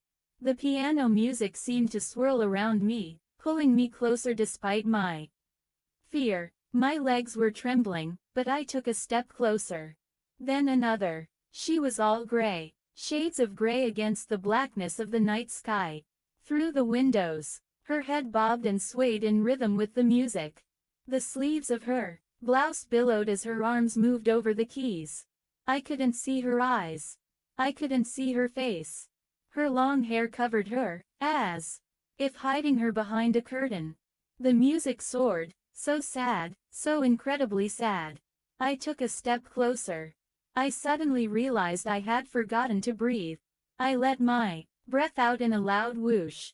She stopped playing. Maybe the sound of my breathing alerted her that I was there. As she raised her head, I could see her pale eyes peering out at me through her hair. I didn't move. I didn't breathe. I didn't make a sound. The stories are true, she whispered. A dry whisper that seemed to come from far away. I wasn't sure I had heard her correctly. I tried to say something, but my voice caught in my throat. No sound came out at all. The stories are true, she repeated. Her voice was only air, a hiss of air. I goggled at her. What stories? I finally managed to choke out. The stories about the school, she answered, her hair falling over her face. Then she started to raise her arms off the piano keys. They're true, she moaned. The stories are true. She held her arms up to me. Gaping at them in horror, I cried out, then started to gag. Her arms ended in stumps. She had no hands. 23. The next thing I knew, my mom was wrapping her arms around me. Jerry, calm down. Jerry, it is okay. It's okay, she kept repeating. Huh, Mom. I was gasping for breath. My chest was heaving up and down. My legs were all wobbly. Mom, where? How? I looked up to see my dad standing a few feet away, squinting at me through his glasses, his arms crossed in front of his bathrobe. Jerry, you were screaming loud enough to wake the entire town. I stared at him in disbelief. I hadn't even realized I was screaming. It's okay now, Mom said soothingly. It's okay, Jerry. You're okay now. I'm okay. Again, I pictured the ghost woman, all in gray, her hair falling down, forming a curtain over her face. Again, I saw her raise her arms to show me. Again, I saw the horrible stumps where her hands should have been. And again, I heard her dry whisper, the stories are true. Why didn't she have any hands? Why? How did she play the piano without hands? Why was she haunting my piano? Why did she want to terrify me? The questions circled my brain so fast, I wanted to scream and scream and scream, but I was all screamed out. Your mom and I were both sound asleep. You scared us to death, Dad said. I never heard wails like that. I didn't remember screaming. I didn't remember the ghost disappearing, or Mom and Dad rushing in.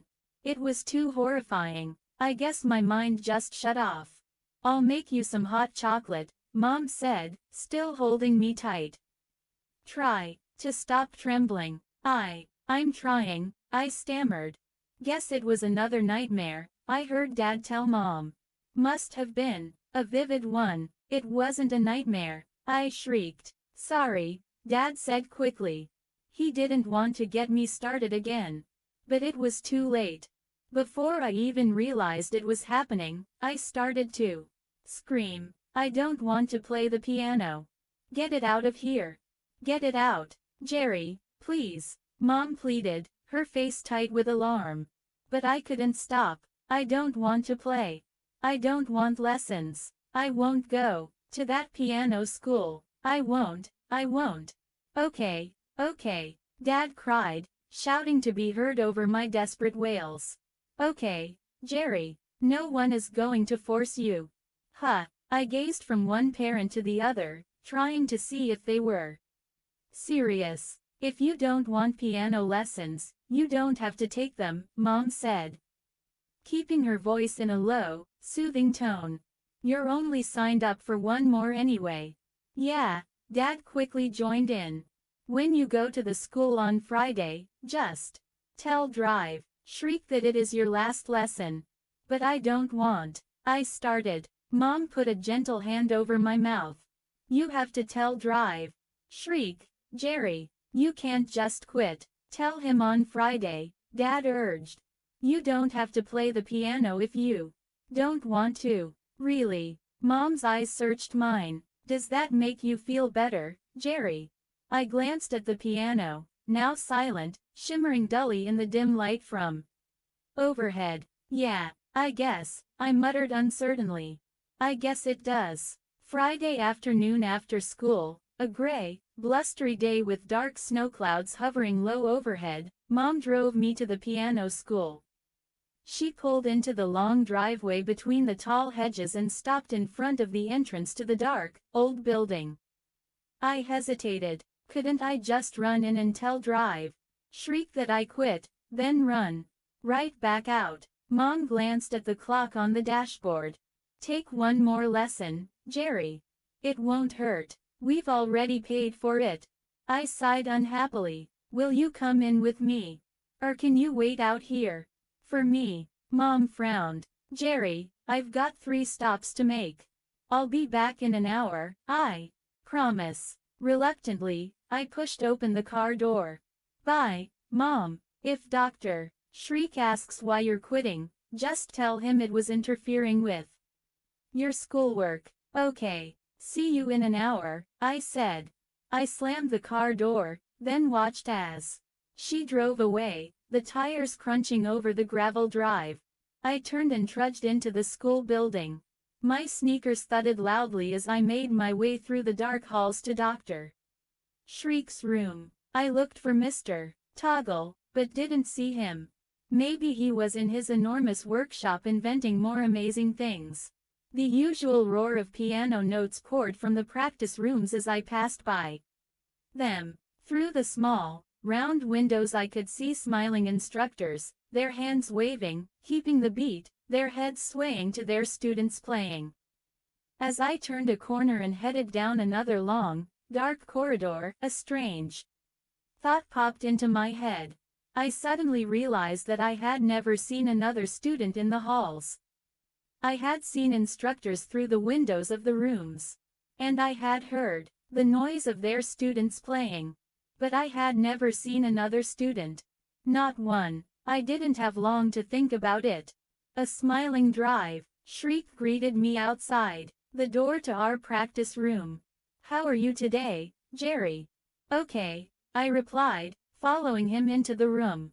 He wore baggy gray pants held up with bright red suspenders over a rumpled white shirt. His white hair looked as if it hadn't been brushed in a few days. He motioned for me to take my place on the piano bench. I sat down quickly, folding my hands tensely in my lap. I wanted to get my speech over with quickly before we began the lesson. A Drive Shriek. He walked stiffly across the small room until he was standing right in front of me. Yes, my boy. He beamed down at me, his Santa Claus cheeks bright pink. Well, this will be my last lesson, I choked out. I've decided I have to quit. His smile vanished. He grabbed my wrist. Oh, no, he said, lowering his voice to a growl. No, you're not leaving, Jerry. Huh, I cried. He tightened his grip on my wrist. He was really hurting me. Quitting, he exclaimed. Not with those hands. His face twisted into an ugly snarl. You can't quit, Jerry. I need those beautiful hands. 24. Let go, I screamed. He ignored me and tightened his grip, his eyes narrowing menacingly. Such excellent hands, he muttered. Excellent. No. With a shrill cry, I jerked my wrist free. I leapt up from the piano bench and began running to the door. Come back, Jerry. Dr. Shriek called angrily. You cannot get away. He started after me, moving stiffly but steadily, taking long strides. I pushed open the door and darted out into the hall. The banging of piano music greeted my ears. The long, dark hall was empty as always. Come back, Jerry. Dr. Shriek called from right behind me. No, I cried out again. I hesitated, trying to decide which way to go, which way led to the front door. Then I lowered my head and started to run. My sneakers thudded over the hard floor. I ran as fast as I could, faster than I'd ever run in my life. The practice room's word passed in a dark blur. But to my surprise, Drive! Shriek kept right behind me. Come back, Jerry, he called, not even sounding out of breath.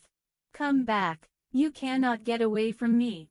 Glancing back, I saw that he was gaining on me. I could feel the panic rise to my throat, choking off my air. My legs ached. My heart pounded so hard, it felt as if my chest were about to burst. I turned a corner and ran down another long hall. Where was I? Was I heading toward the front door? I couldn't tell. This dark hallway looked like all the others. Maybe Drive, Shriek is right. Maybe I can't get away, I thought, feeling the blood throb at my temples as I turned another corner. I searched for Mr. Toggle. Perhaps he could save me. But the halls were empty. Piano music poured out of every room, but no one was out in the hall. Come back, Jerry. There's no use running. Mr. Toggle, I screamed, my voice hoarse and breathless. Mr. Toggle. Help me, please. I turned another corner, my sneakers sliding on the smoothly polished floor. I was gasping for breath now, my chest heaving. I saw double doors up ahead. Did they lead to the front? I couldn't remember. With a low moan, I stuck out both hands and pushed open the doors.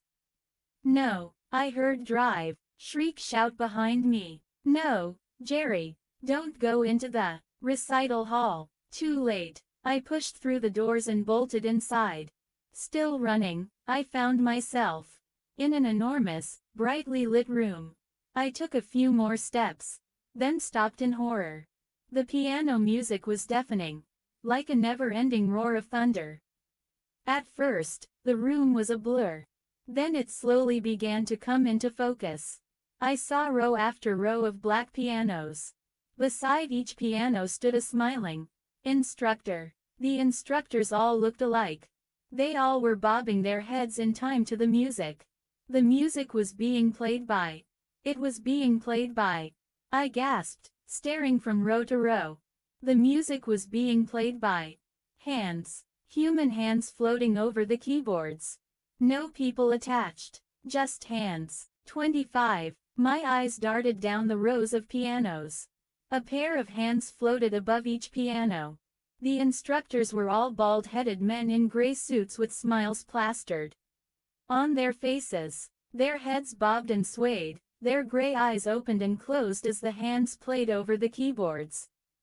Hands. Just hands. As I gaped, paralyzed, trying to make sense of what I saw, Dr. Shriek burst into the room from behind me. He made a running dive at my legs, trying to tackle me. Somehow I dodged away from his outstretched hands. He groaned and hit the floor on his stomach. I watched him slide across the smooth floor, his face red with anger.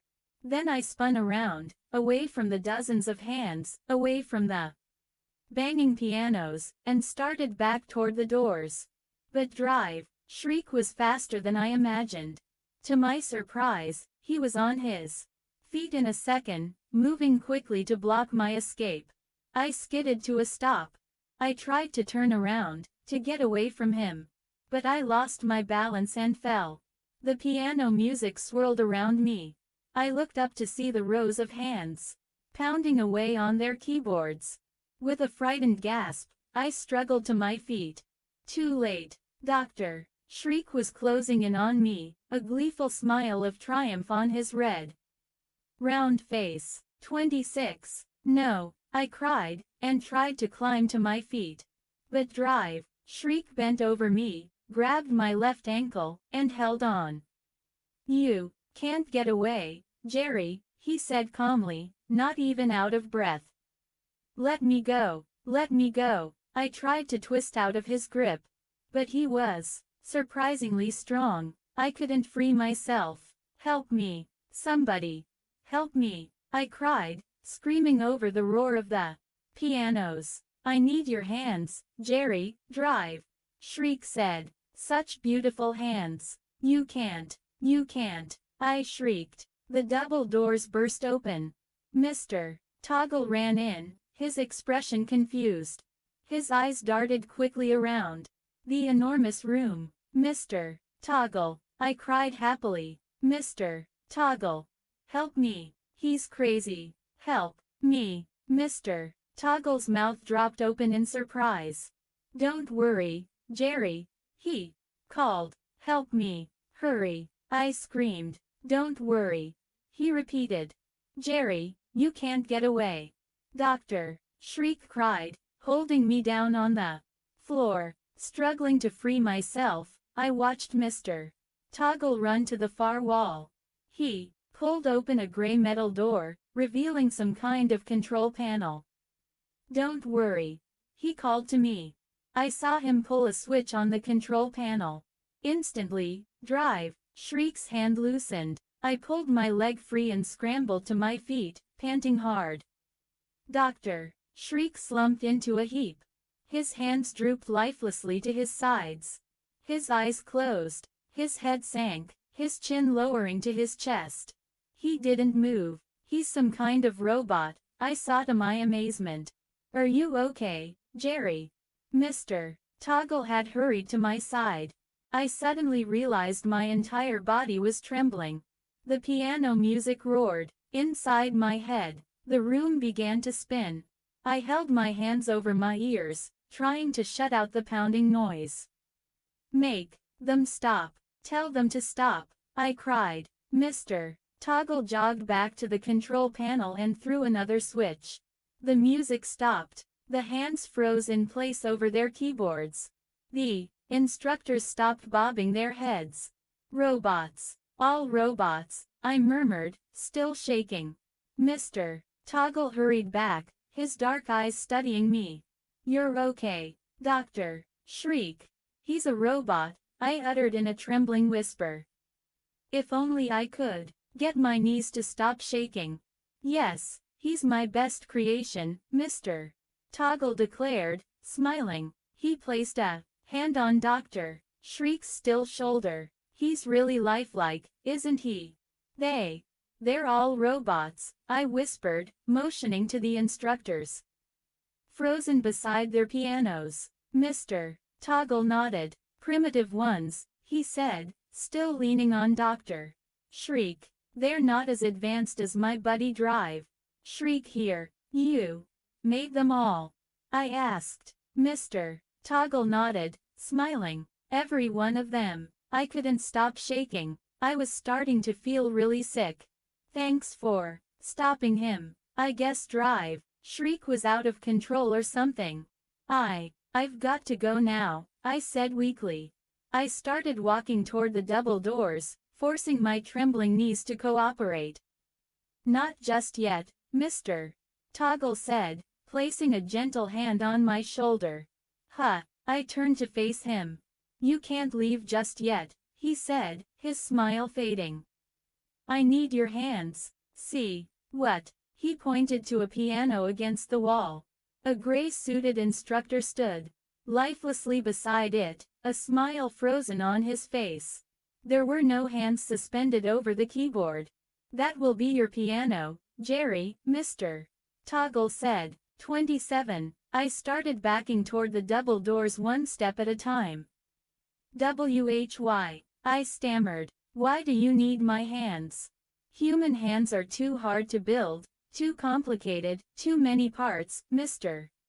Toggle replied. He scratched his black, stubbly beard with one hand as he moved toward me.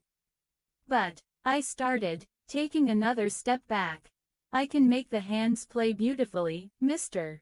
Toggle explained, his eyes locked on mine. I've designed computer programs to make them play more beautifully than any live human can play.